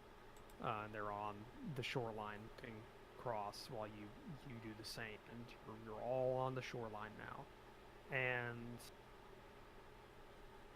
like it's not sand. It's like coarse rock, like a Pacific Northwest kind of shore. Like it's not sandy. It's more very coarse Rock. pebble, like a pebble, like beach kind of thing. Yeah. That's what you're standing on now, and you're just at the base of kind of a rise up, and it's just this old settlement right in front of you. An old church burned, and its like tower has fallen over and crushed another building next to it. Whether or not that was recent or that happened when it initially got burned down, you're not sure. But just this empty town that's just sitting there. I draw my warhammer. Sedna steps forward. She's got her hand on one of her short swords. We should strike out and make a perimeter. Search the building. See if there's anything we can find of recent activity. Very well. I We'll set out. tell my friends to stay within 30 feet of me. I will do so. You five go and check that section of buildings, and you can see there's like a section of buildings that's a little bit taller on a hill past the church, like maybe a collection of 10 or something like that. That's kind of separated from the rest of the town, what used to be a town. She points to that way. You check out that area. We'll check down here. Make sure nothing. We'll scream if we need you. I'm sure we'll hear it. And looks around. A bit skeeved out by the quiet. And again, it's just quiet. There's nothing making noise out here except for you. Just the crunch of boot on stone or ground. You ever like after a snowstorm? Yeah. And after that, you know that quietness after a fresh snow. Think that, but just middle of spring. I mean, if you live in Canada, you might actually get that right now. No, because they'd still have bird song and stuff. There's not that around.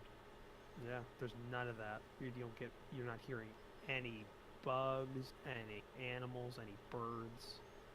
All right. I guess we'll go check out this area. You move along a path, and it takes you through kind of not the bulk of the town. You're taking along a path that kind of winds up this little rise. But you're passing by these old stone structures. They're obviously not all built by the same people.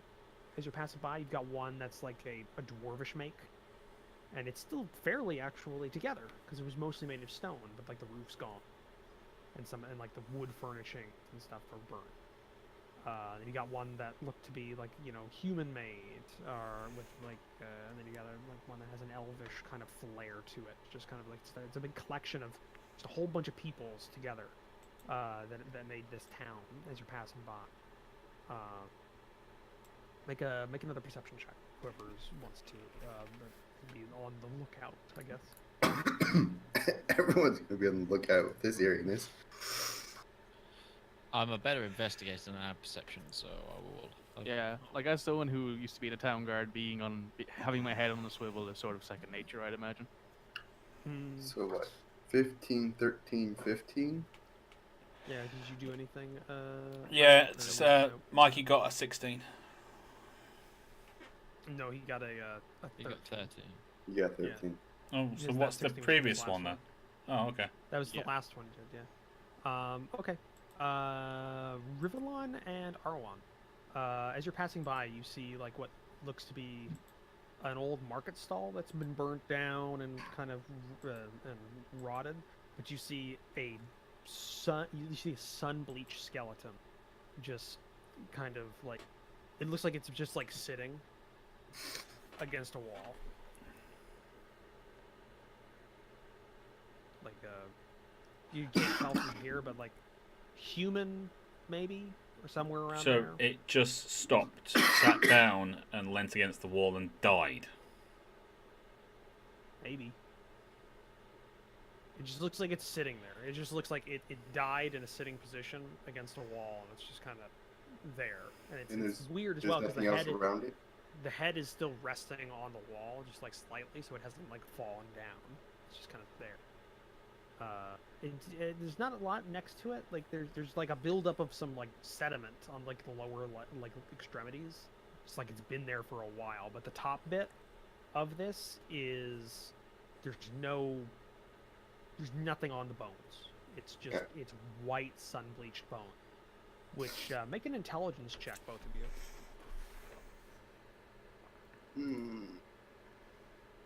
Oh, I'm not intelligent. 16. 12. Okay, well, both of you actually passed that. It wasn't a big check.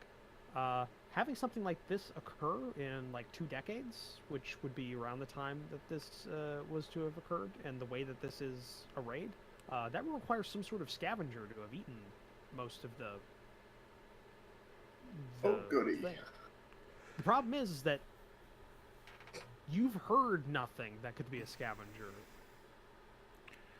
on this Which island. leaves us to think that There's no maybe there's something that's No crows killed or anything that might do that. So. the scavengers. Or there Yay. is something Or bigger the rumors are and quieter true. that is a scavenger. But you It's see a that as predator. you pass by. Yeah, you see that as you pass by, and that clicks pretty instantly for you. It's just like, oh, that's weird. Wait a second. As you keep going. And now you're a little bit more skeeved out as you go by, and as you keep walking, you start noticing a couple more of those here and there. Just like not like huge like piles or anything like that. Just scattered here and there, like a body that looks to have been like is face down on a path, like on an alley, like a side path, just down, and like again sun-bleached skeleton, just void of everything but the bone.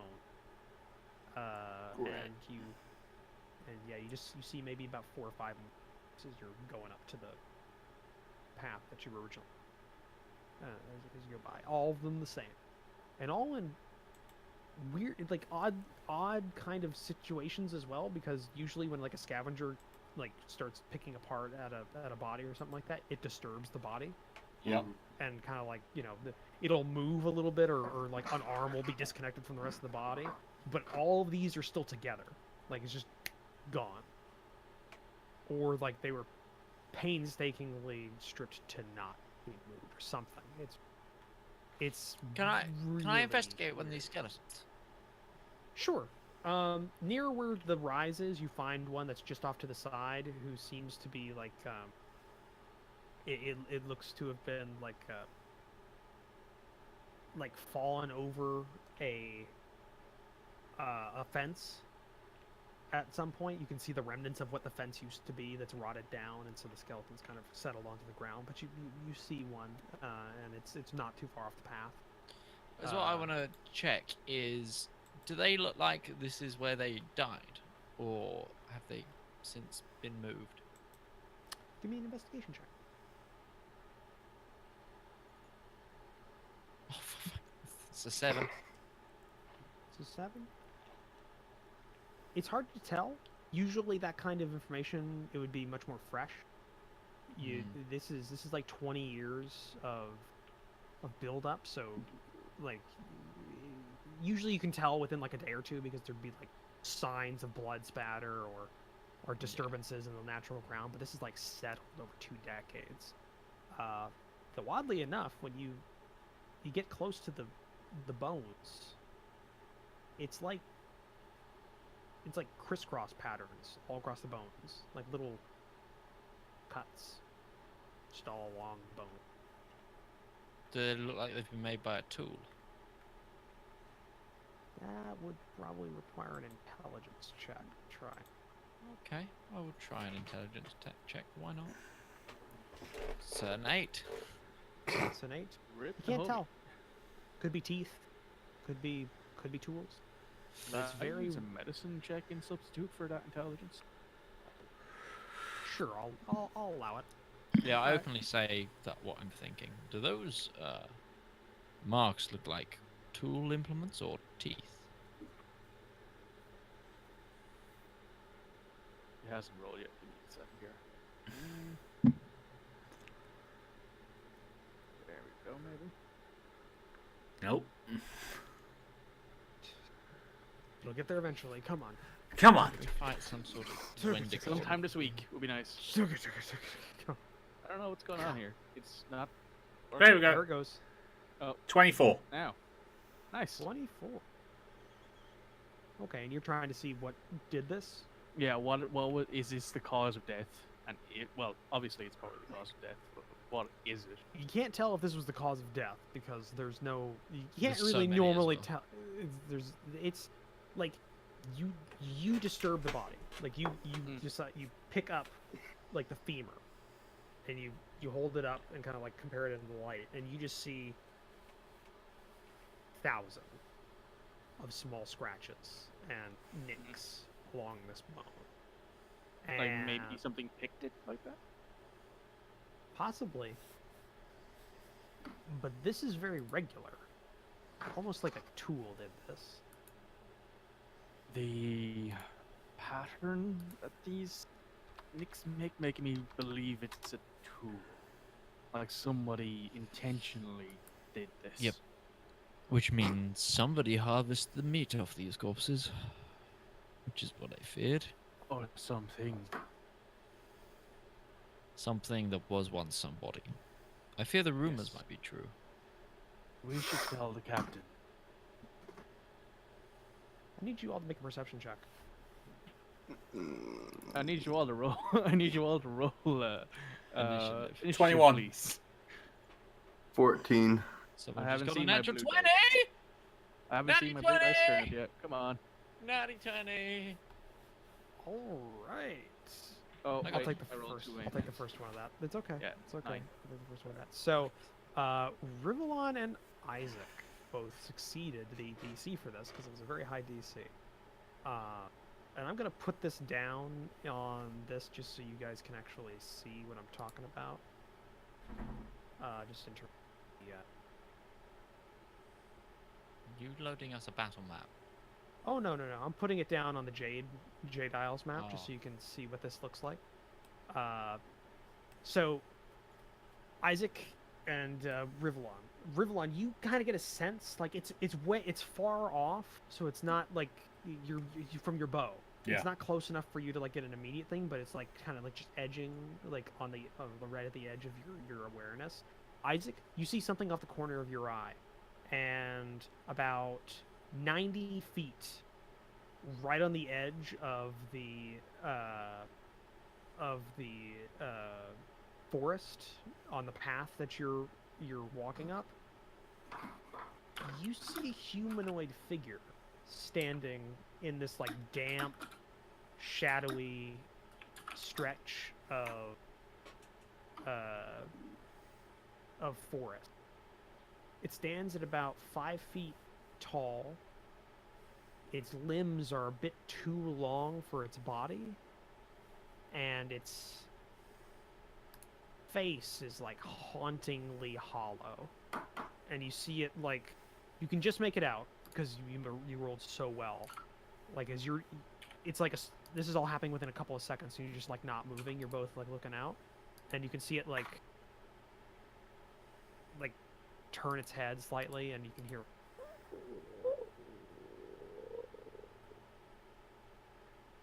And you see this, this is kind of what you see. It's on the Jade Isle map. Oh god. Oh, great. Jesus. I know. Oh wow. Okay, yeah. You see that, and then With the whole right no when- nose thing. oh yeah, that's the. Can somebody please stop twitching it, please? Thank you. If you yeah, you can see it's not that it doesn't have a nose; it's that the nose is missing. The Like, it's cartilage part of red, the nose is gone. And it's like cut, and there's like cuts all along the scalp, and bits along its arms and legs. It's like it's barely wearing clothes, but again, this is all you're getting. This in a couple of seconds that you have, but then when after it makes that noise, and it's kind of like its head is tilted slightly, kind of like a dog or like an animal who doesn't understand what it's seeing. Mm-hmm. It seems to realize that you're watching it, and the grossest thing you've ever seen. This humanoid figure that seems to have normal legs, especially because it's like half Golem-y kind of dated down.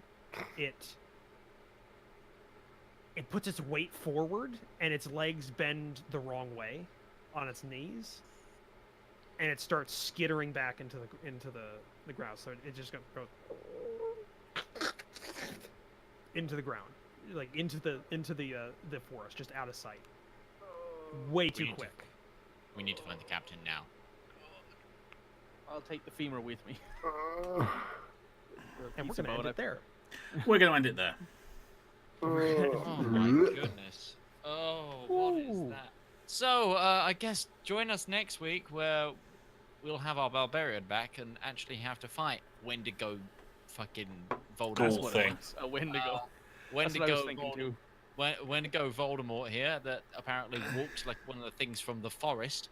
So yeah, hope you've all enjoyed. Don't forget to leave a like or follow or whatever you're watching. There's various versions of the stream happening right now. If you're listening to the podcast, hey, remember that if you're not listening to podcast version, why not? It's available on Spotify, Google Play, any of those, iTunes, all of the places you find podcasts. And yeah, we'll be back next week with less shopping, more frightened of this giant Wendigo thing. It's only 5 feet thank tall, you so. as well to yeah, but still, We're terrified of it. it's agile. I mean, yeah, it's a whole 2 feet smaller than your character though. I still think you'd be worried about it. Yeah, As always, thank you to Commissar Rich for creating this campaign, and thank you to you guys for coming along to watch it. We'll be back next week. Goodbye. thank you, Rose, for Bye. scaring the shit out of us every week. Bye-bye.